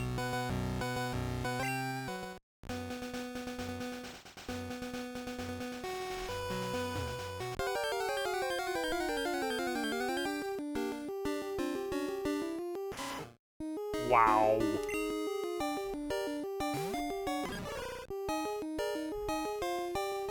Also, Rand, I don't know if you've had a chance. Well, hey, maybe if you're like out of work sick, you can spend some time listening to the Chaotix Case Files thing. But like, dude, the voice casting for Tangle and Whisper is so perfect.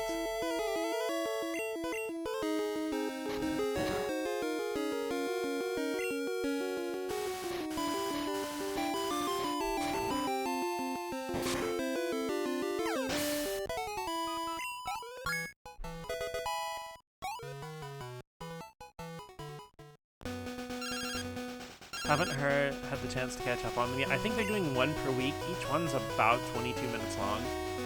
Mots, are you raising your Pokemon properly? I heard read in a book that you should raise any Pokemon you catch with love and care. By the way, we knocked out a wild Bellsprout just the other day. Studying up in advance work. See you later. Oh shit, that's right. I still have to do the fights with Arnie and frickin' Anthony. I knew there was something that I wanted to specifically go and do, and I could not remember. I fucking love them. Yes. They are babies.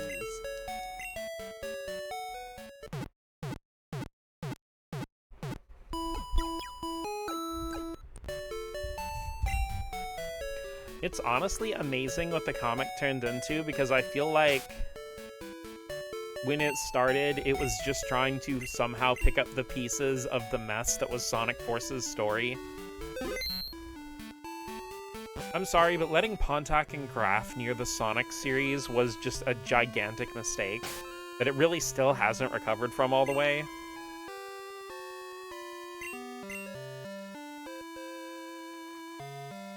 I forgot, but then I remember, but then I forgot again.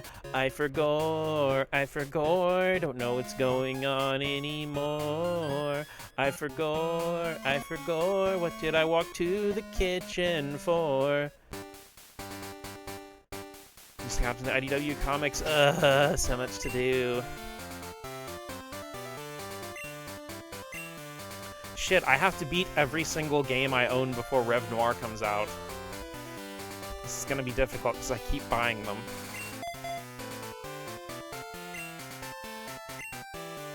Guru, hi! How are you doing on this lovely...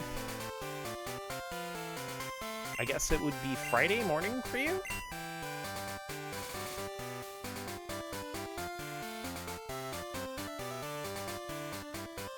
The IDV got excited. Just taking a food break.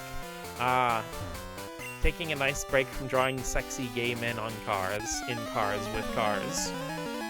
On each other, in cars. In each other, on cars. Sure, it'll only take you a few hours.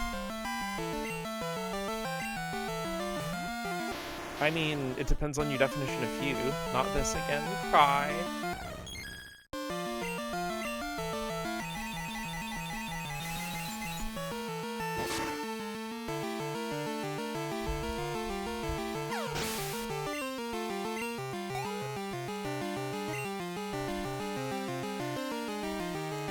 This book isn't horny.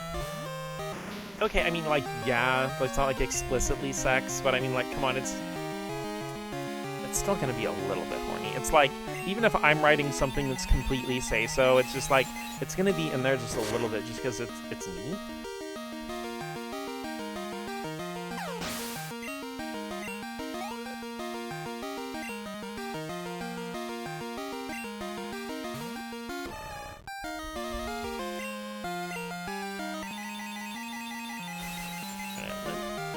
Yeah, I getcha.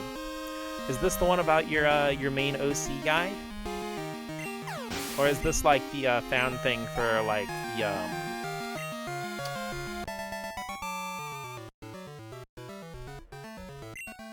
for like the Comic-Con you're going to or whatever?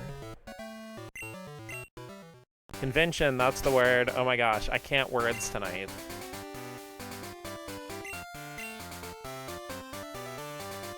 Okay, let's battle Arnie.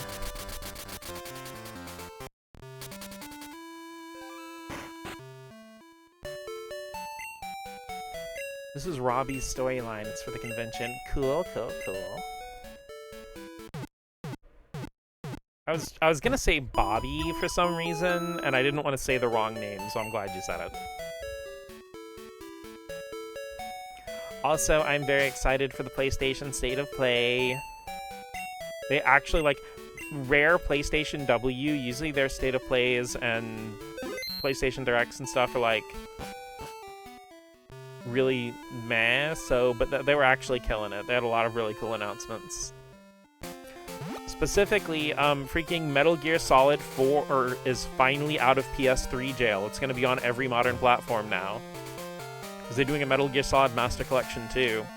It has Metal Gear Solid 4, Peace Walker, and it's also got the Game Boy Color game Ghost Battle.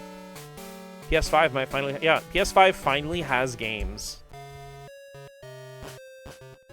Yes, really, MGS4 is finally gonna be free, and it's coming out August this year.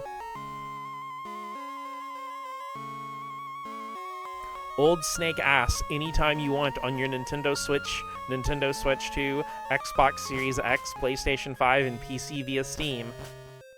I already have it on PS3, but I'm too lazy to hook it up. Well, I mean, come on, like, though, Portable Snake, you can pull your Snake out anytime.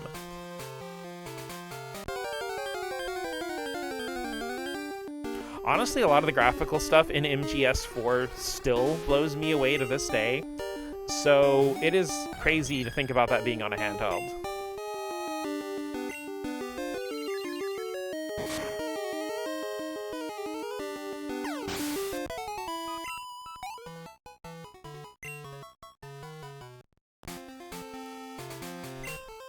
It's my turn to win now. I've turned over a new leaf. The MGS4 barely aged, so I'm looking forward to it. That's the thing is, like, it's weird with the PlayStation 3 and 360 era, because some of the games feel like they haven't aged a single day, and other ones feel like they're older than PS2 games. Or they've aged worse than, like, PS2 games.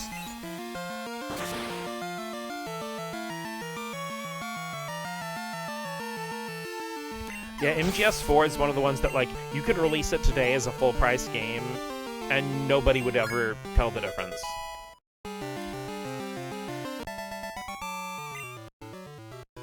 Huh? I shouldn't have lost that.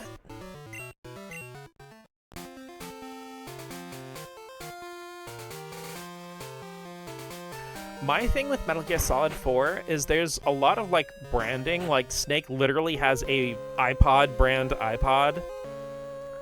So, like, I'm like, did they clear all the branding rights? Are they just gonna roll with it? Or are they gonna, like, change it? Because I know with, like, the Substance version of Metal Gear Solid 2, a lot of the models and some of the branded stuff that was in the backgrounds in that game was just edited out for the re-release. I think it's because of how stylistic MGS4 was. Like, it was realism, but yeah, it maintained, like, it wasn't exactly a cartoony feel, but it kind of had this almost, like, comic booky, like, American comic kind of, flavor for the graphical style. Yoji Shinkawa has a very unique style, and it does have a really good influence on Metal Gear overall. Which, like, you feel like, oh, it's just realistic graphics, but when you actually look at something like the Delta remake, which kind of tries to do a more realistic style, you can tell how actually stylized Metal Gear is. Especially with the strong, like, black lining and stuff. Steve Jobs in Metal Gear Universe confirmed. I mean, Metal Gear's universe is just kind of like a slightly altered technology version of real life. And they do mention real-life events and real-life history in Metal Gear. So, yeah, I'm pretty sure Steve Jobs does exist in Metal Gear.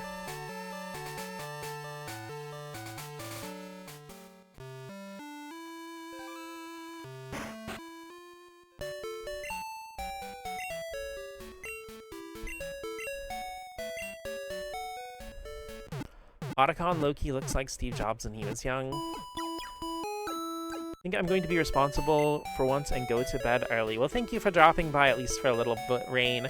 Anyway, you need to go to bed early and take good care of yourself, and make sure you get lots of immune system boosting stuff so you're not sick, so you can get back to streaming your Pokemon streams, because I really want to watch them. I was thinking about them at work the other day, and I want a new episode, please.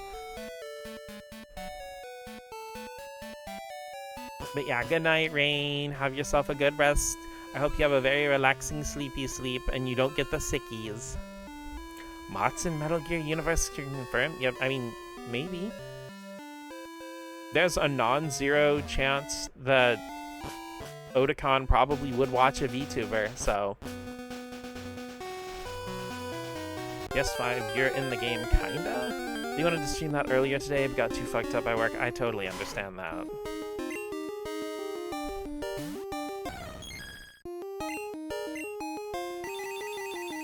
Okay, good night for real. Bye, Rain. Get yourself some good resty sleepies.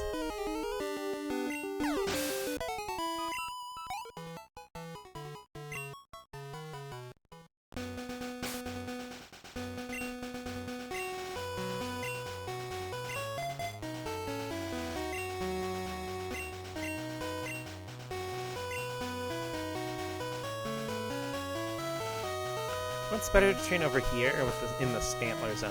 Because I feel like the Stantlers give really good EXP.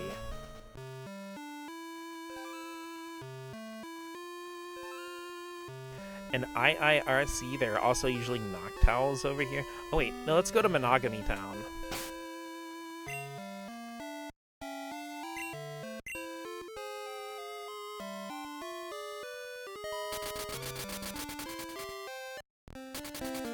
Because there's like Noctowls and stuff, so Larvitar could take him down with the rock slides.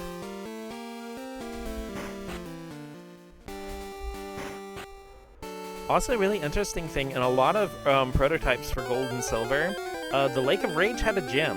I think it's still on an unused map that's in the game's files.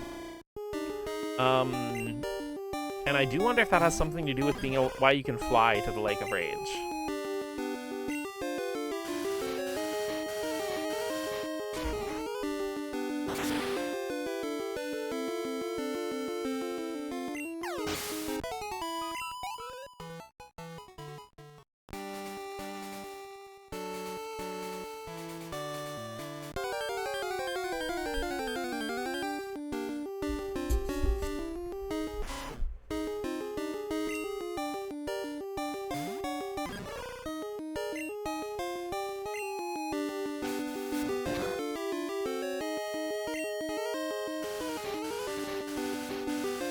I think the Lake of Rage is like the first ever not town spot you could fly to in any of the games.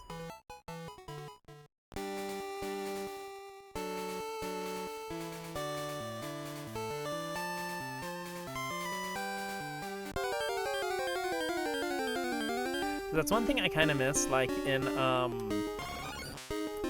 Omega Ruby and Alpha Sapphire, they introduced the ability to just fly to routes. Like, just literally anywhere that was an area, you could fly directly to it. And that was like an innovation that lasted for exactly one generation, because they basically got rid of HMs in Gen 7. Not even one generation, one game, because X and Y didn't have that.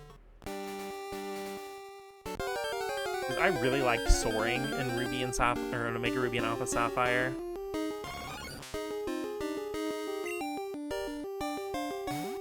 I understand why that wouldn't really have worked in Gen 7, but I feel like, well, we kind of got that back a little bit with Generation 9 and the open world exploration. But I don't know, fast traveling with a little loading screen of a Corviknight carrying you isn't exactly the same. Or several Squawkabillies carrying you.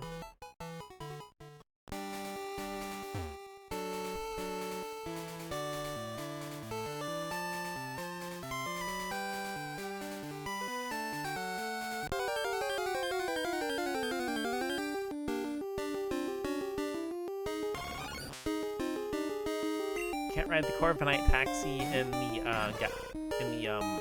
Paldea region because the #1 Corviknight hater will just like take you down in mid-flight.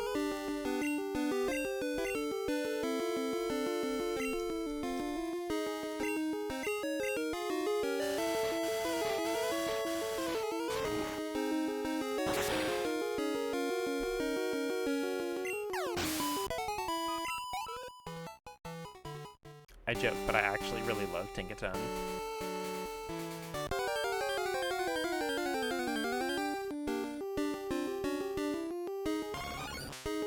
I used Tinkaton on my main playthrough on my first playthrough of Scarlet.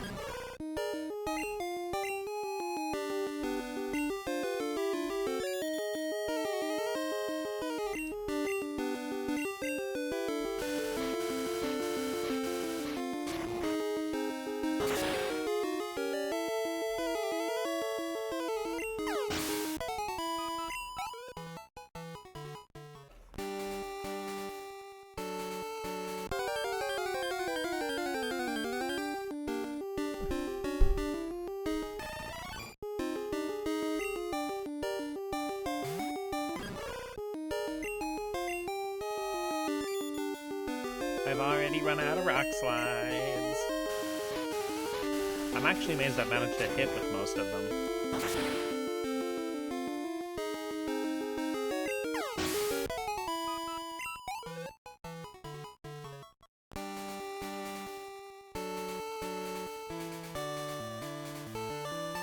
Yeah, I don't know if they'll bother with a Metal Gear Solid Master Collection 3. But I'm hoping at some point or another they actually do go ahead and get Metal Gear Rising on modern platforms. I'm done with the queso, I can be a little more pleasant. I just appreciate you being here anyway.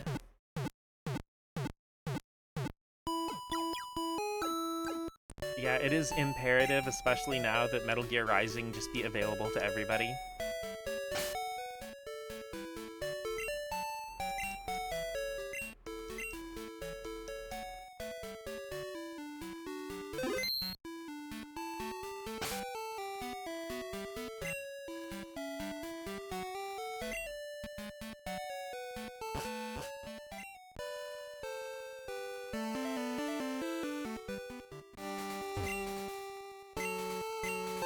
Burnt brie. You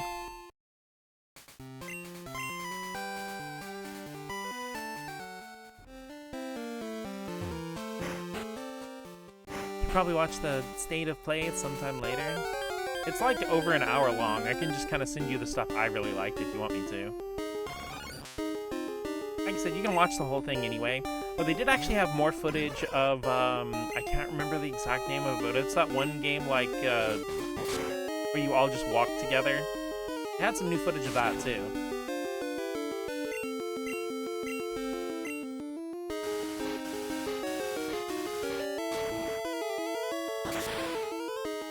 Big walk, yeah.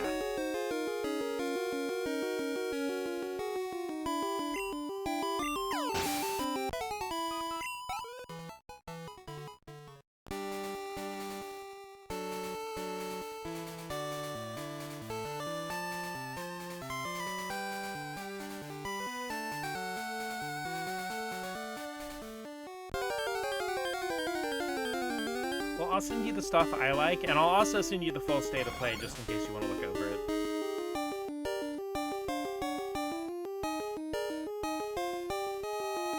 I'll go ahead and send you the Rev Noir trailer right now on Telegram so you can see what I've been yapping about.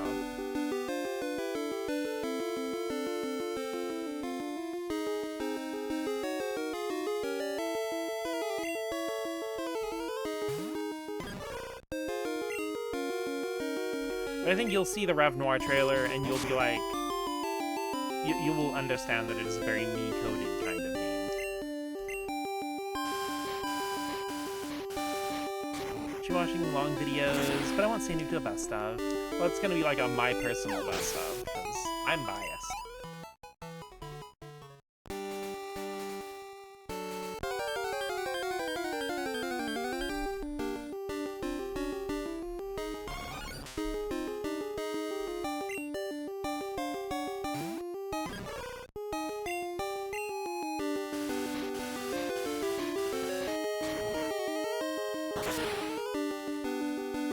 Is anyone's opinion suggest about that? Oh, thank you. I'm actually flattered by that.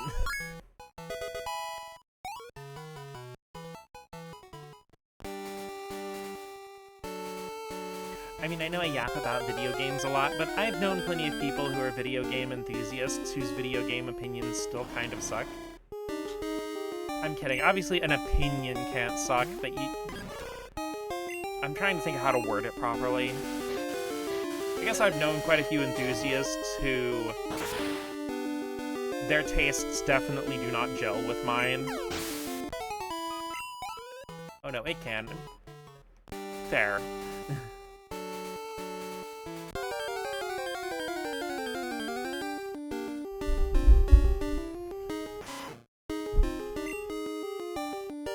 Also, keep in mind, almost nothing that comes out is really exclusive anymore, Maddie, so if you see something on there you like, I'll keep an eye on it, and most stuff's probably going to end up coming out for Switch, PC, and Xbox as well.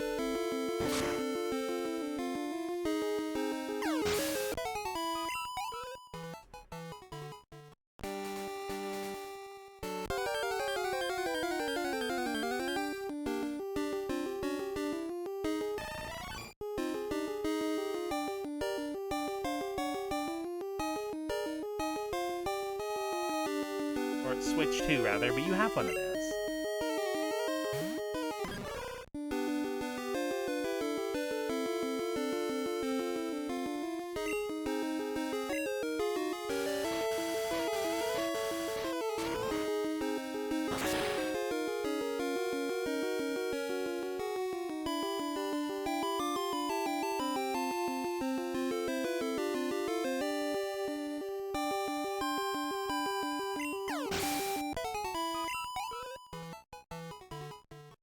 Honestly, for a vast majority of games, it's more like a, oof, I can't wait to see online person play that, so rather than I can't wait to play it. But you know, yeah, I know what you mean.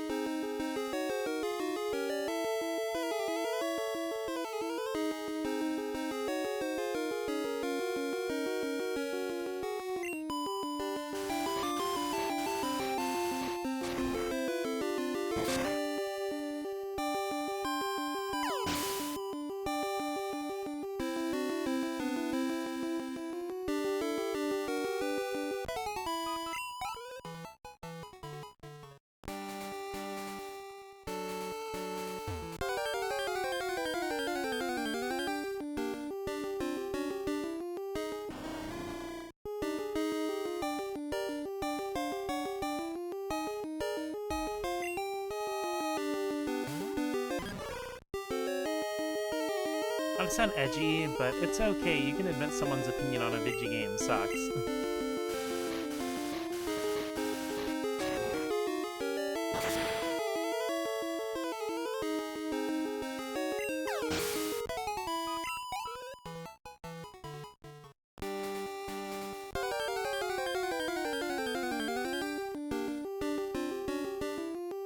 I mean, honestly, usually what I have beef with is people who will...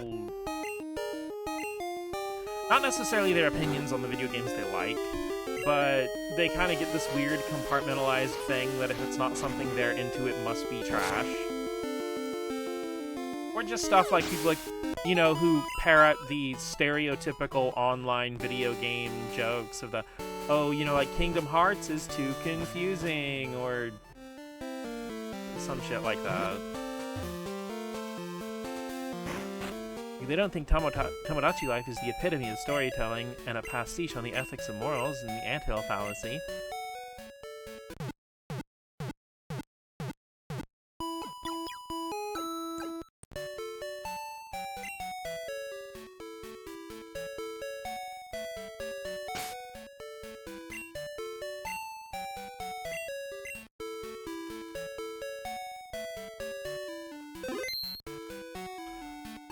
I mean, the new Tomodachi Life lets you set how gay you want each of your people to be on a person-by-person basis, so it's pretty base as far as I'm concerned. Love Tomodachi Life.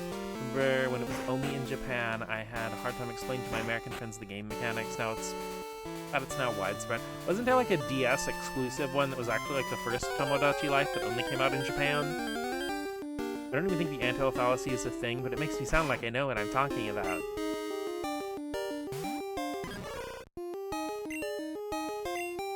It definitely does sound like a thing that somebody who wants to make people know what think they know what they're talking about would say. So, mission accomplished.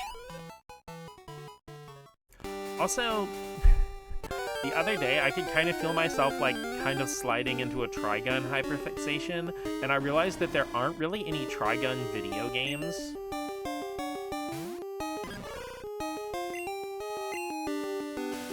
Like, if I slide into a fixation of, like, Dragon Ball or something, I have, like, 500 video games to play.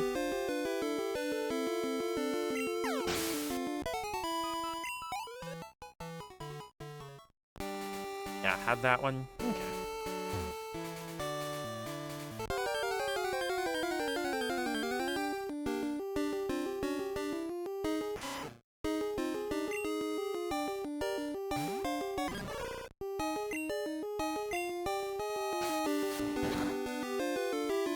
I guess at some point I should probably try to read Blood Blockade Battlefront.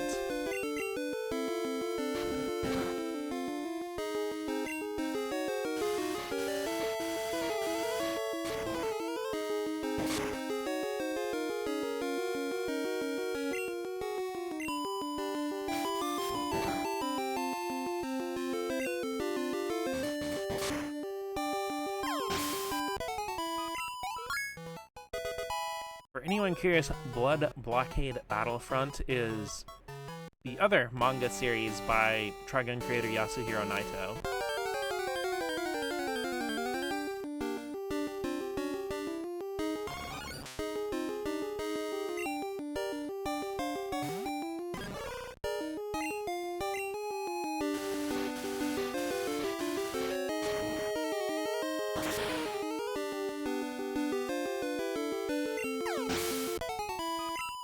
So I think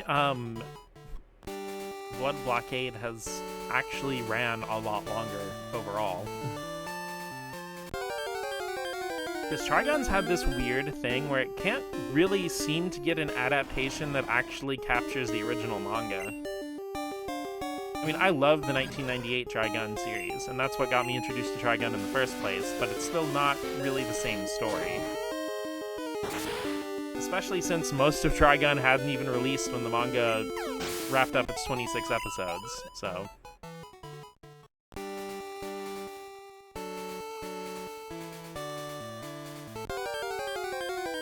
I feel like that was pretty common a lot in the 90s and early 2000s, because really the same thing happened with, like, Fullmetal Alchemist and Soul Eater, is that it gets an adaptation really early in the manga's run, and then, like, the anime just makes up its own second half.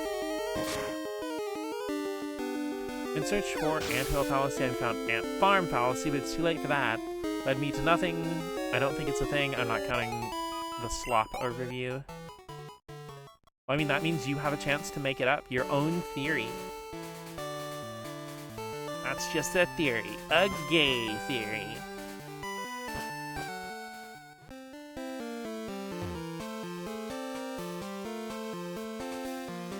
An ant theory.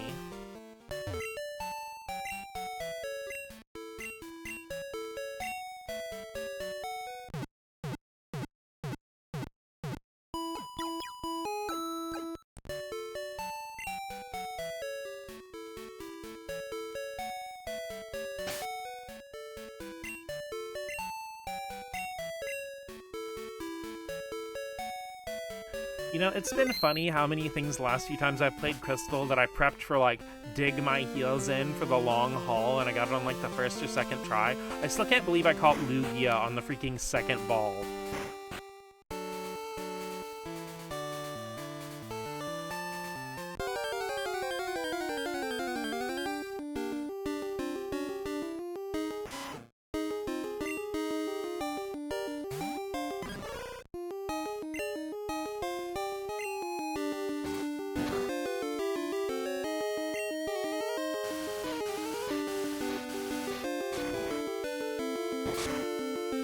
Ants, when they aren't in your house, are cool to think about. It's like an alien society just casually living alongside us. They're also kind of robots.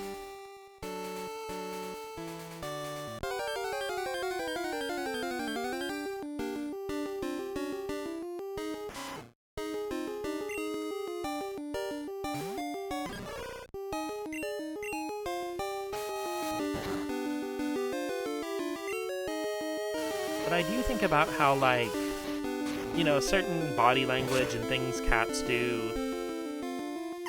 mean something different than they do to humans, so cats kind of have their own culture and society.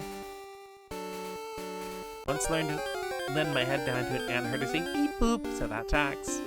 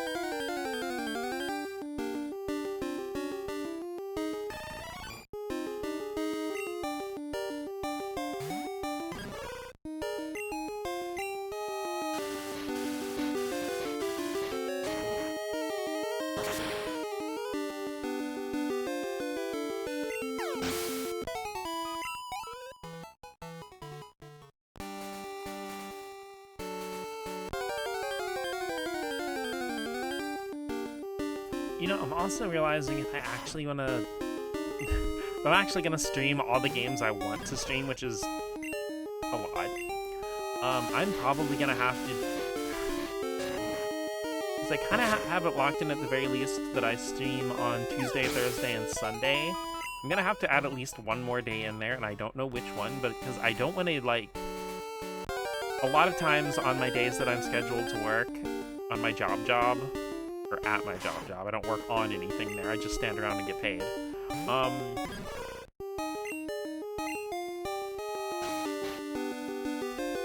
A lot of times I get home, I am very tired.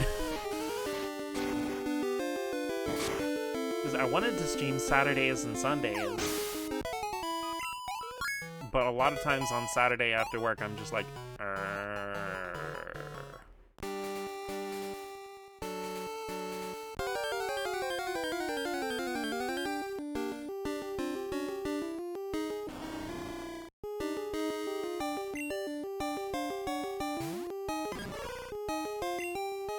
Everybody go support my coffee so I can make thousands of dollars a month from streaming and I don't have to work a job anymore.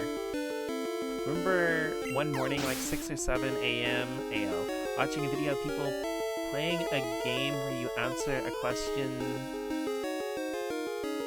identifying a fallacy or similar concepts, and for every question I looked up what every fallacy meant. Had a very good record in guessing correctly. A few hours later, I forgot about all of it. Those few fleeting hours, I was an expert on those things, and it's all lost. That's just an ADHD thing, I think.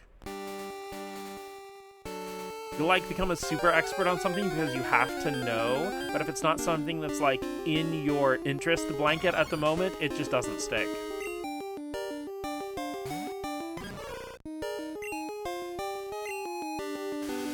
Your interest field, your interest net. I don't know, I like blankets. They're warm and comfy.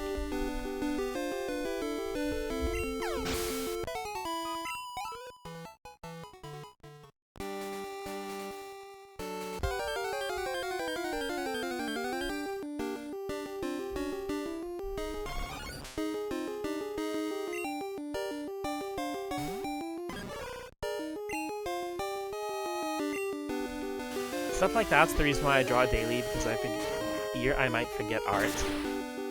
People I'm watching had a good record too, but then they guess wrong and they just have like, no, playing in my head.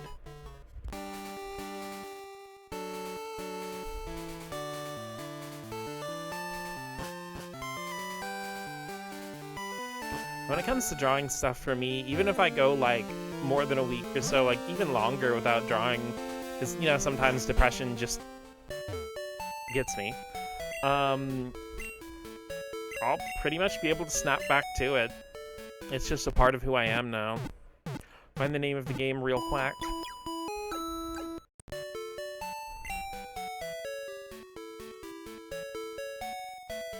That's the name of the game.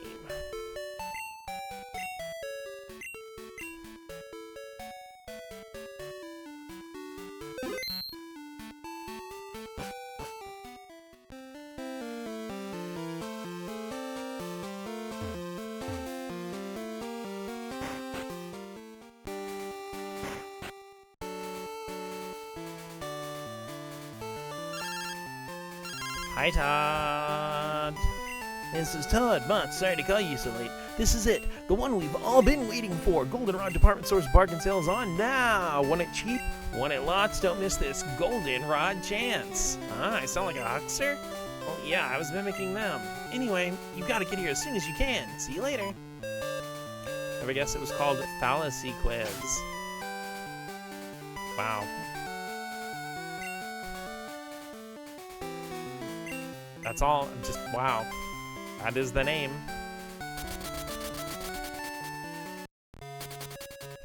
Alrighty, let's buy some stuff cheap.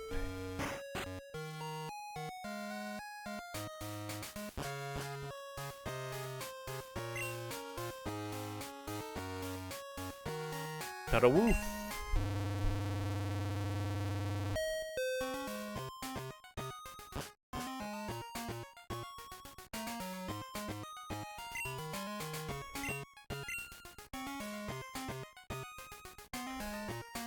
I wonder when Winter Sequence will come out. Goldenrod City? You know, like a cock?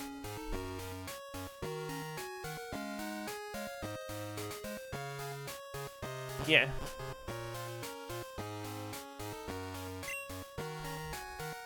Something I really want, but I don't have the necessary cash. Maybe I'll sell off the berries I collected. Welcome, how may I help you? This is just regular items for you. You've got protein. I don't need protein.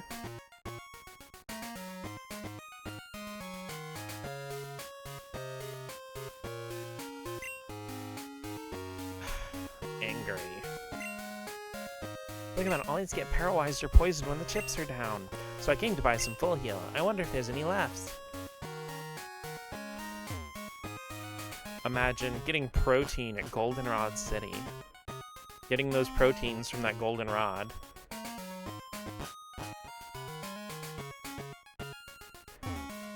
But the gains! Your Pokemon needs the gains! Well, the thing is, the specific Pokemon I'm trying to get those for has gained quite a bit. See, the thing is... My, Tyrogue, I would like to evolve into a Hitmontop. But right now, his attack is higher than his defense, and they need to be balanced. You can't become a top with just gains.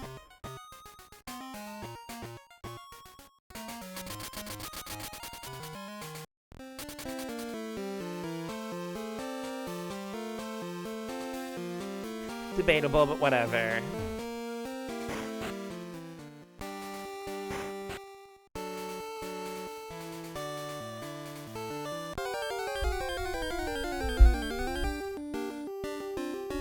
Tell that to a podcast, bro. If you have to sit here espousing how masculine and tough and strong you are, then you are not even close to being a top. Yeah, Maddie, like, oh, they are not tops. I've got a really big penis, you guys, for real, I promise.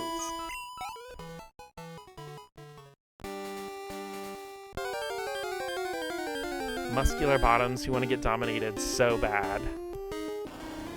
Well, you see, the thing is, they're bratty bottoms who don't want to... like, society won't let them admit that they're just brats. Because they don't feel like that's masculine enough.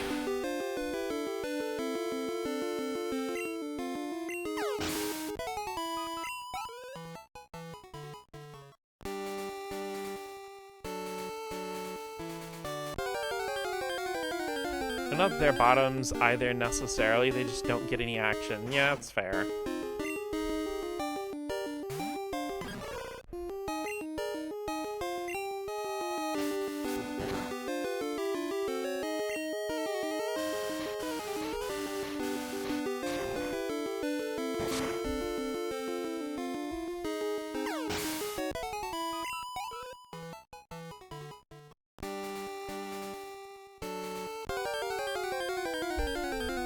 It does always make me really curious how a person ends up like that in general, though. I mean, like...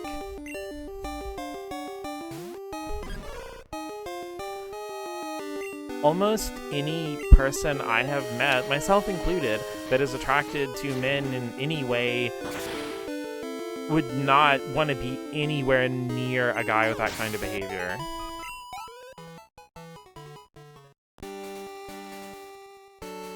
Bratty muscular bottoms a pretty good angle, even though they're too good to be a pod bro, yeah.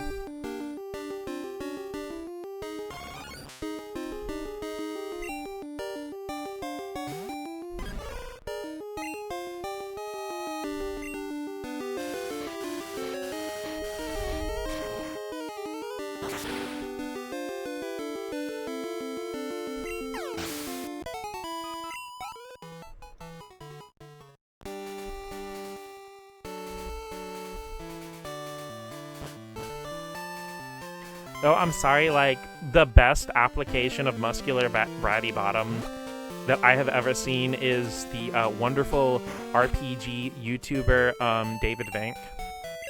Like, he makes great content, and he is very gay. Like, affectionate, positive, and also literal, like he's been married to the same guy for like 15 years. Following a muscular ASMR YouTuber, and it's good to be spouting that kind of, he's too good to be spouting that kind of bullshit, too busy easing people with trauma. You see, that's a real, like, powerhouse kind of person there. Ratty Musclebottom has to have at least some moments of pathetic vulnerability. Podbro has nothing but. It's weird because, like, a lot of guys like that are they're so vulnerable at all times, and that's why they always have to keep up the whole freaking charade.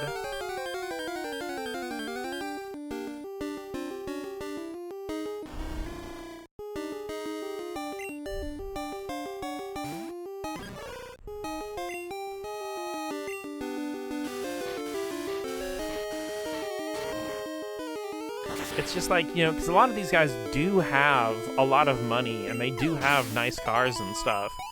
And it's just so weird to me because, like, how are you still that insecure when you've got all this stuff taken care of in your life? Ratty Mouse is actually confident around everyone with their special one with no trace of real confidence in a Podbro. Yeah, exactly.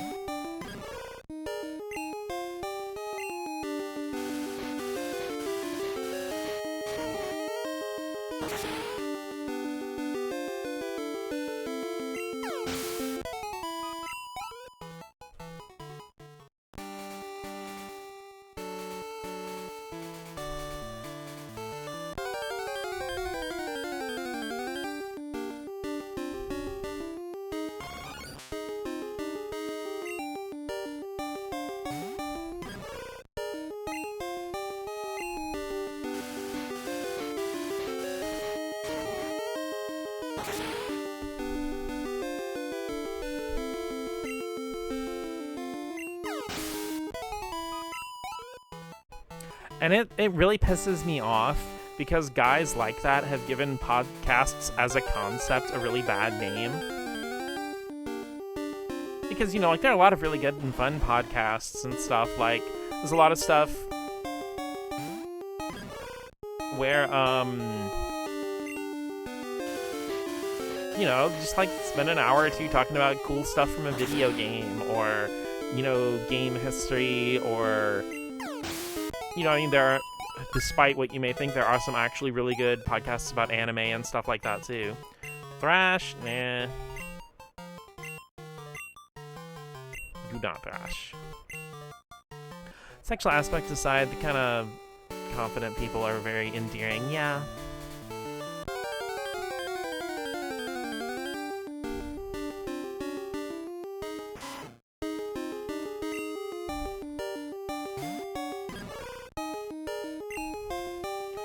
Podcast's very broad, so don't worry. I know. It's just like, I'm just saying for, like, the greater, like, mental space, a lot of the shitheads have given podcasts kind of a little bit of a bad rep.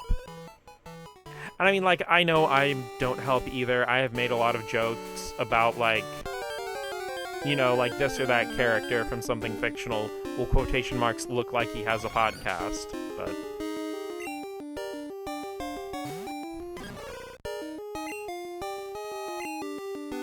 So I'm not completely innocent. But you'll forgive me because I'm cute.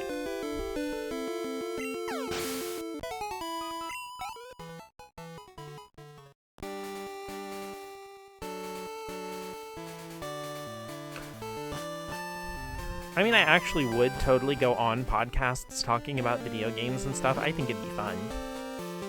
Because if there's anybody who can sit there talking for hours about a video game-related topic, hi.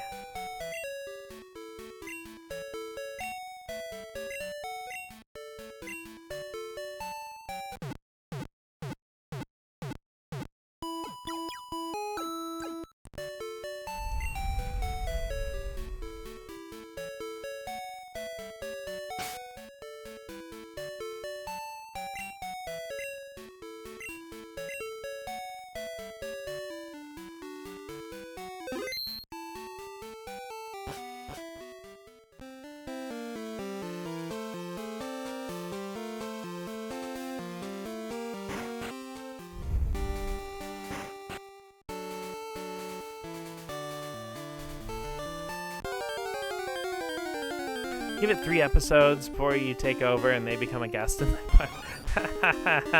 Uh-oh. Squeak takeover.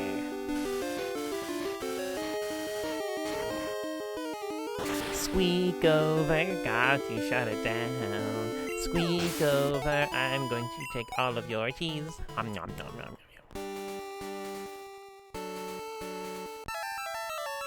Fucking... I'm not in the mood for your bullshit right now, I'm sorry.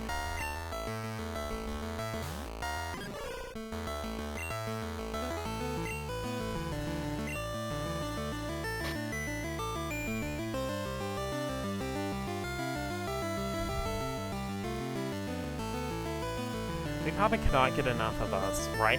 I know when I go to hunt him down later to actually catch him, I will not be able to find him anywhere. Funny how he went from not listening to radio and then back around to it in the form of the podcast. It's interesting because I've noticed a lot of people, like, teenagers and younger. Hey, we got one jiggle. A lot of people like teenagers and younger have gotten more interested in stuff like watching normal TV and listening to the radio.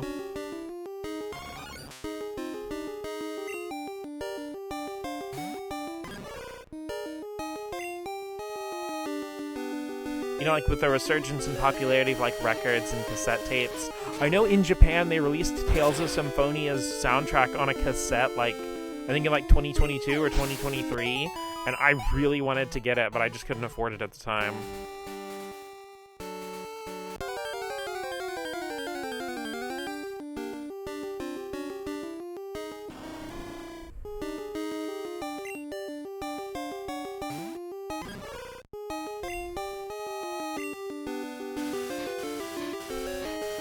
Kinda secretly hoping that VHS will sneak in and make some special comebacks. It'd be really freaking cool to have some modern movies on VHS. Also, I would like for them to produce new VCRs. Not like ones that function differently than old ones. I mean just like, to have new ones being continually produced. See, one of the coolest things about VCRs and audio cassettes was that it was just super easy to record your own stuff. You didn't have to have, like, any tech knowledge or anything.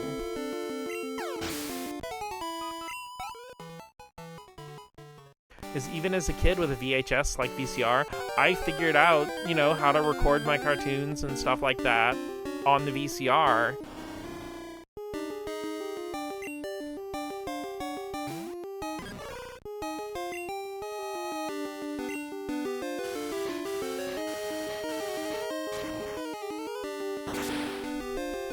Bring back horse-drawn carriages.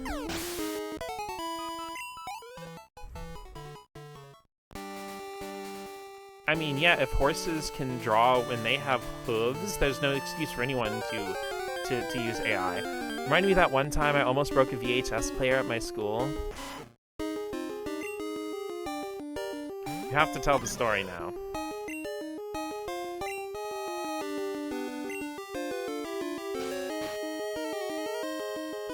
Also, you were born in like 2002 or something. They were still at VHS. Then again, I guess like in Japan, I know older technology hangs around for a lot longer. You're telling me a horse? Yes. This is a story all about how my horse got turned upside down. And that's how it became the anti-horse.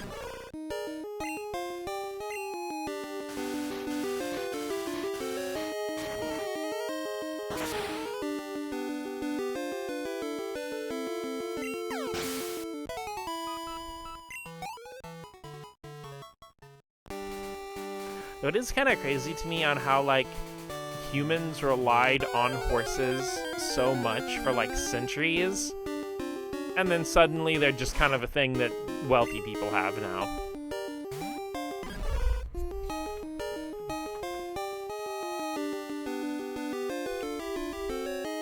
I was thinking of the shrimp fried rice joke When typing horse drawn carriage. Oh, you're telling me a horse drew this carriage? Okay, I'm sorry, I didn't catch it. That's also very funny. 99 actually. It says in Japan won't stop using old technology. My school just didn't want to buy new DVDs, so they stuck with old VHS tapes for our lessons since we mostly learned from a video teacher rather than an on-site teacher. I gotcha. And I mean, I'm not making fun of Japan for still using old technology. I'm just saying, like, it is a thing that happens a lot over there, because, like, it was one of the really noticeable things, especially with gaming, is that, like, stuff just kept coming out for PlayStation 3 long after the PS4 came out. And as someone who didn't get a PS4 until 2016, because I was still just playing on PS3 and a lot of stuff on 3DS and Wii U.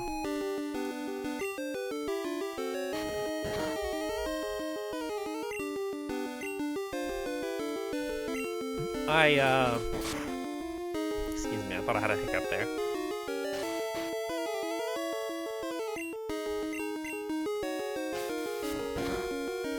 Yeah, I didn't have a PS4, and I was actually really irritated because I wanted to get Star Ocean 5, which came out in 2015. And in Japan, it came out for PS3 and PS4, but it was PS4 only in America. They did a similar thing with, like, Atelier Sophie, Dragon Quest Builders, Tales of Berseria. Those PlayStation 3 versions of those did not come out in the US at all.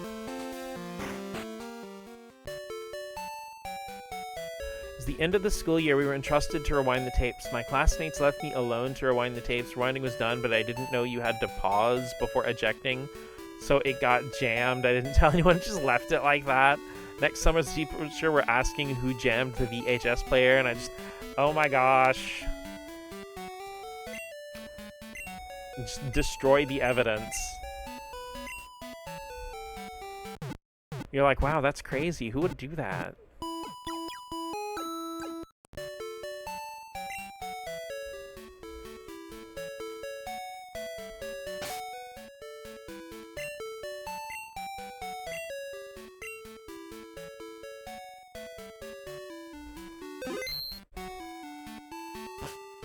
My teacher was so passive-aggressive, but I still kept quiet.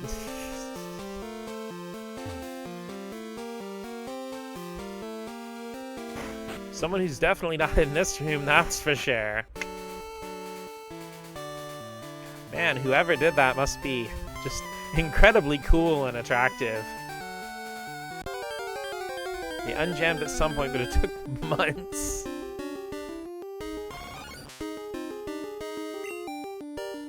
Also, if you ever watch the cross-section of, like, how a VCR works and pulls the tape out and stuff, it's really cool.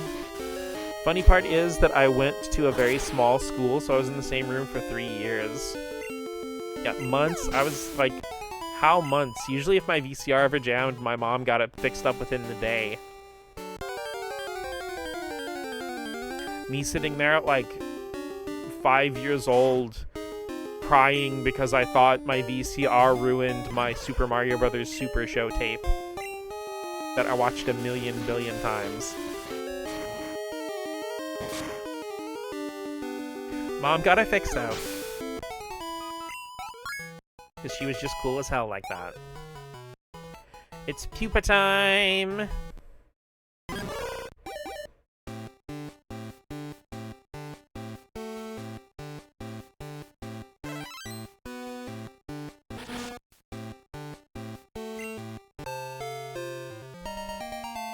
I love that Pupitar's animation for Crystal is just, like, she gets slightly irritated.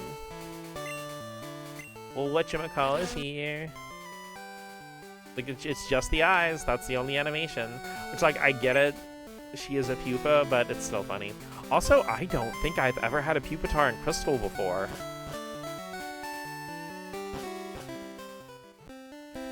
It was a church school, so teachers were probably saying prayers at the VHS player in hopes it would come out the tape.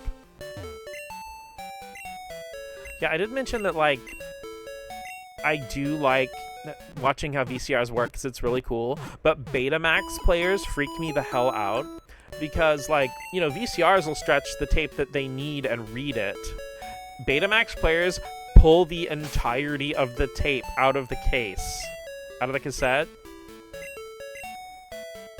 And I'm just like, I would be terrified because I'm afraid, like, you know, what if it has an issue with the mechanism in there and it doesn't put it all back in? Yeah, it literally yanks out the entire freaking tape in a Betamax player.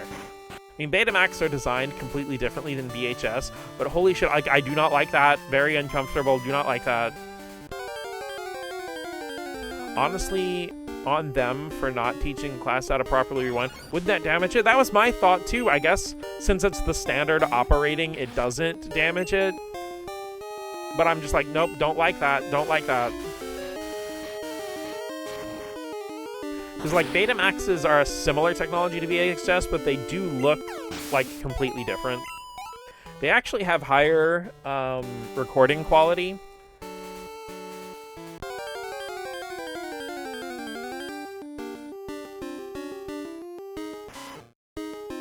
The downside to a CD is that it's slowly being burned down, which is what made VHS better than CD.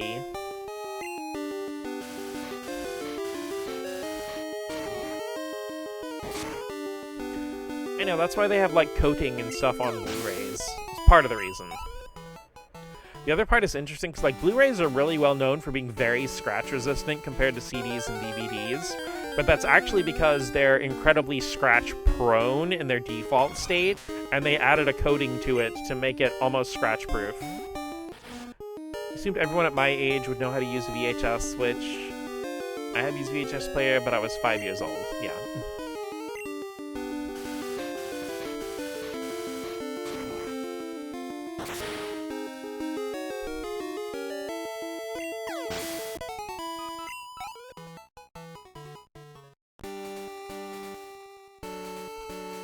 Also, I don't know if it's just me, but for some reason I've always felt like Pupitar's back sprite looks like there's some kind of, like, dark anti-hero character from, like, an American superhero comic wearing a mask.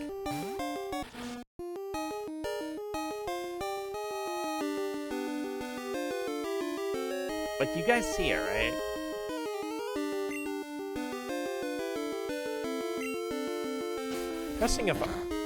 Trusting a 5-year-old to do anything that involves technology unsupervised is bold. That is a very fair statement.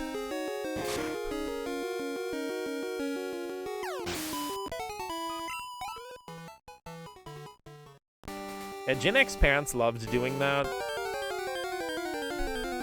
I'm glad my mom was not one of those Gen X parents that would do that.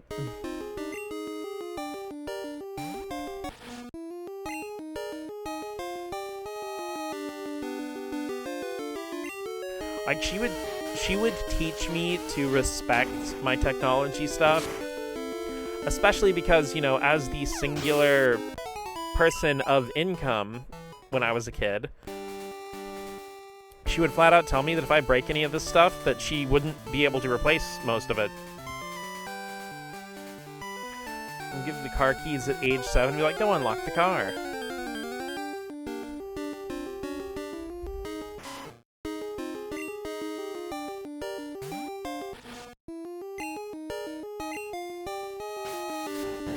I mean, not trying to pry too much, but at that point, were your parents still together? Or was it just, like, you, your mom, and your siblings? I guess I'm not trying to be nosy or anything, but I know a lot of single parents end up having to start trusting their kids with stuff from a young age just because there's only so much one singular person can do. Just me and my siblings at that point? Okay. Because that does make more sense. Because Mom started trusting me with a lot of stuff, but I think it wasn't until I was like 9 or 10. I'd just be pushed aside and nothing would be done for me. Yeah, that pisses me off so hard. I know it didn't happen to me, and my mom was never really like that.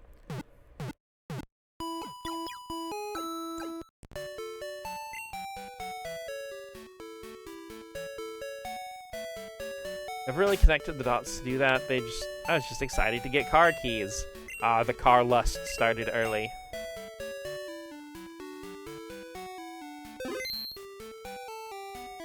Mention that, it makes more sense. Which part?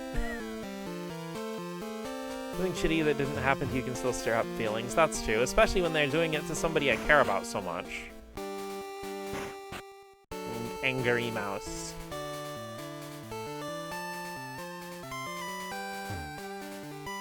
Like who?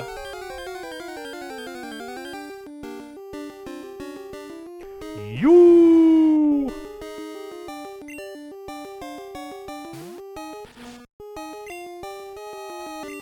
Me when I Soldier Boy jump in at O.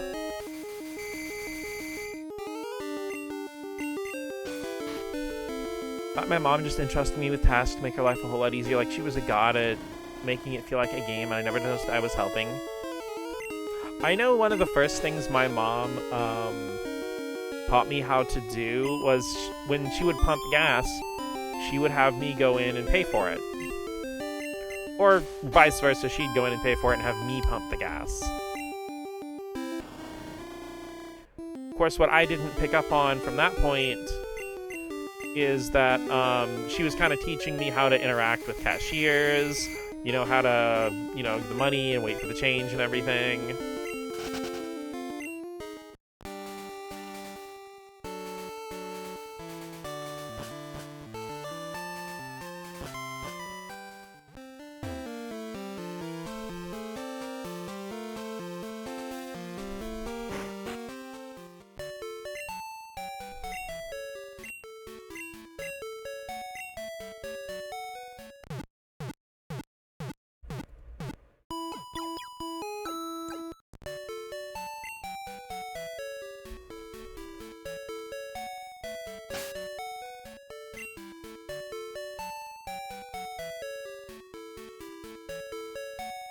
Okay, let's go ahead and give whatchamacallit a freaking mint berry, because apparently every single thing is going to want to use hypnosis.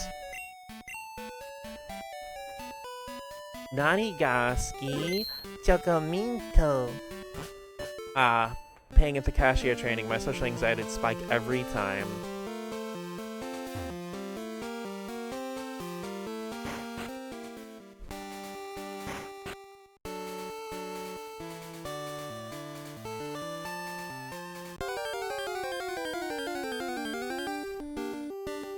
Eating chocolate mint ice cream right now, and I'm offended by that. German dude did not do backflips in the middle of the train station. I don't know what you're talking about. I'm so sorry.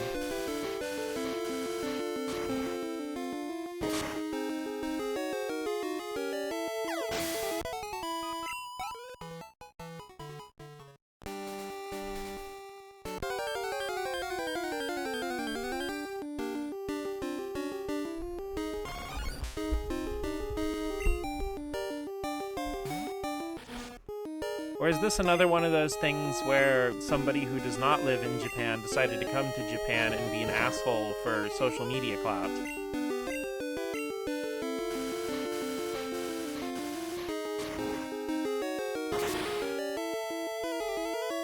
Ice cream song you were singing... quickly got ruined in Japan because some German 19-year-old who was going around in Japan with a big stereo blasting it on the train. Exactly that. Okay. I'm sorry. It was a pretty big meme in the US for a while. Just in not just the US, but just in English-speaking regions. But I had no idea that was a thing that happened. I'm so sorry. That fucking sucks.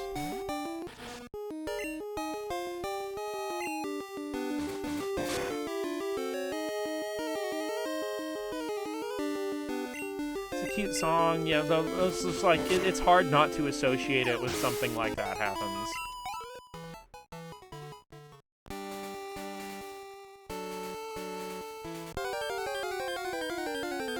You see, I have a pretty strong affection to the song because, like, I have been trying to learn more conversational Japanese, and I could actually understand a fair bit of the lyrics.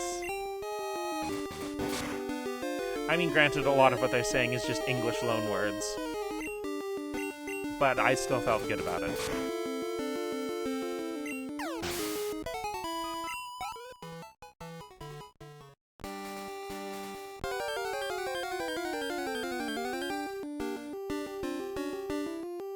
Because I would eventually like to learn Japanese, Spanish, and Korean, and if I can actually become conversationally fluent in those, I would like to move on to a few other languages too. Real, there's so many instances of that happening, being posted online, not receiving nearly as much hate as it should. Very basic Japanese sentence, it's like perfect sentence structure lesson. It actually is a really good one, yeah.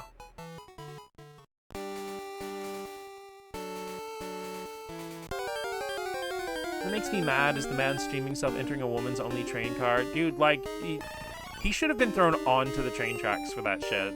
Those women-only train cars exist for a fucking reason.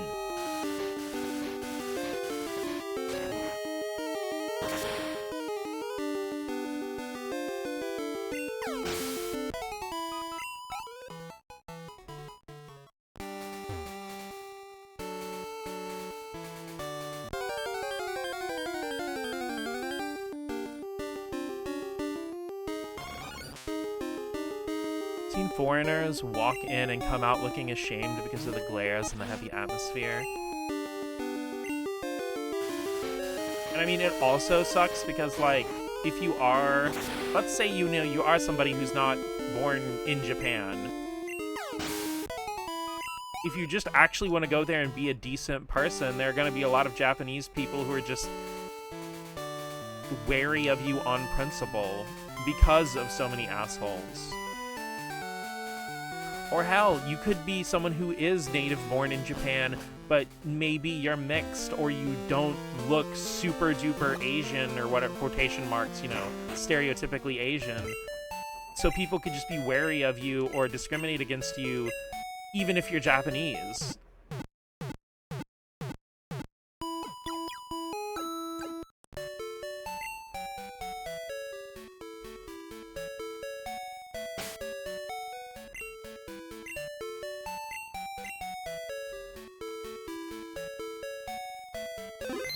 And it's just fucking miserable because, like,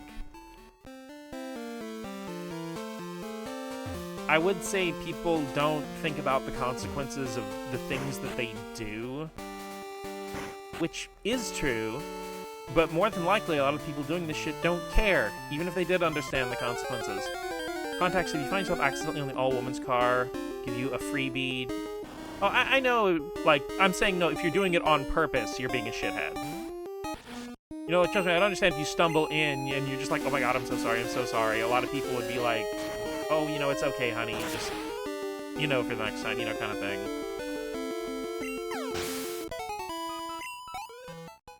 But yeah, I know.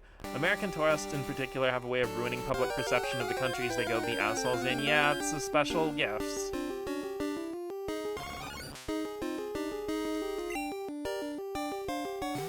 Oh, no, you didn't scare me. Like, I would totally understand. Like, there's a universe of difference being like, oh god, I'm so sorry, you guys. And, you know, someone going and they're like, you know, this is what it's like to be in the women's train car in Japan.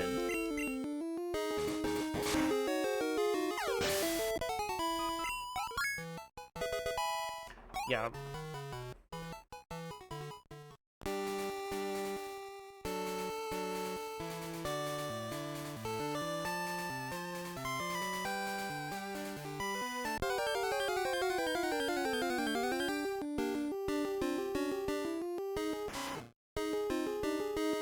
So I don't understand people coming to other countries and being shitheads. Like, do you not care about people living in said country be ostracized because of you? Well, I mean, the other thing with, I can't say for people from any other countries, but for America, a lot of people who are like that are also people who are raised to be incredibly individualistic.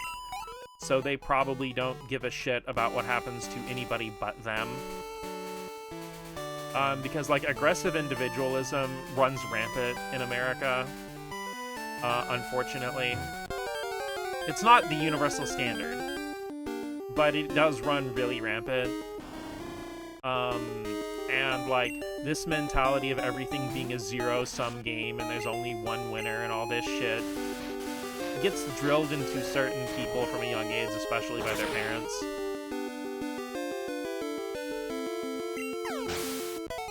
Like I said, not everybody falls for it, and a lot of people grow out of it and grow to be better people. But that's the problem, is that, like, like I said, a lot of people who do that, if they did understand the consequences of what they do, they probably don't care.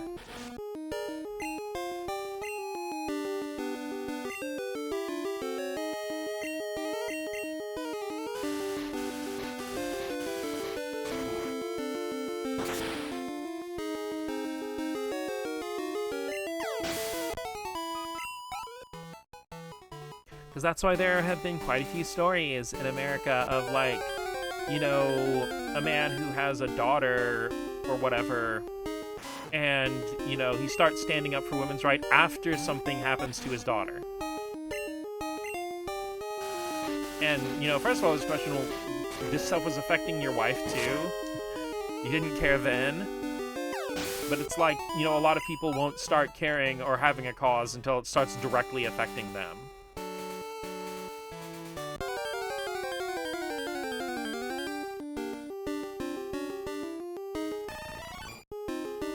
And once again, it's different from, you know, being raised in such a kind of sheltered environment where you don't understand that women have it this rough and that, you know, this kind of thing can happen. There are a lot of men who don't care until it happens to someone directly connected to them. American tourists don't view them as people. Whole countries like an amusement park ride. That is another big issue, yes.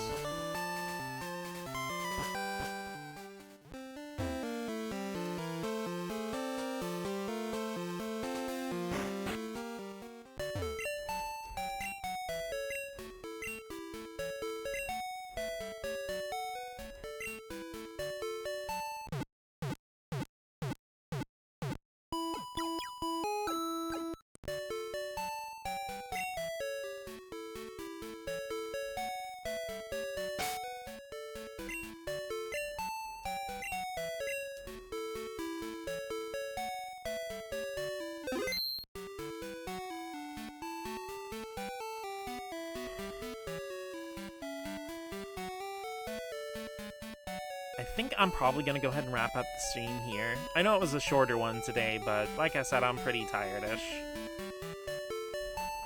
Saddest thing about it, about people, unless it happens to them or someone around them, they won't care. Help us live, but it's kind of upsetting. I mean, like I said, I do try to actually go out of my way to be attentive, and if there's anything I've said or done in ignorance, I try to at least apologize.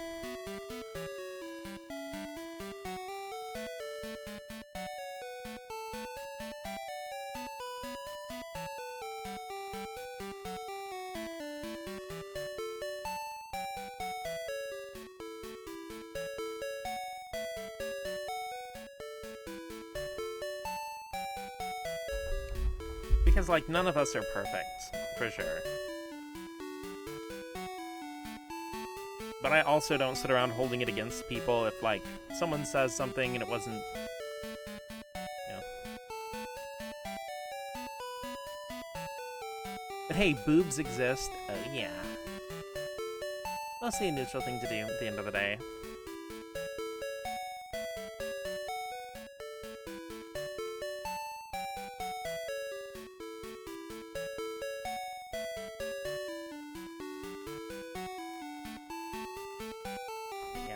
You guys have a good one. Thank you for stopping by and hanging out with me. I apologize that today was a little bit low energy.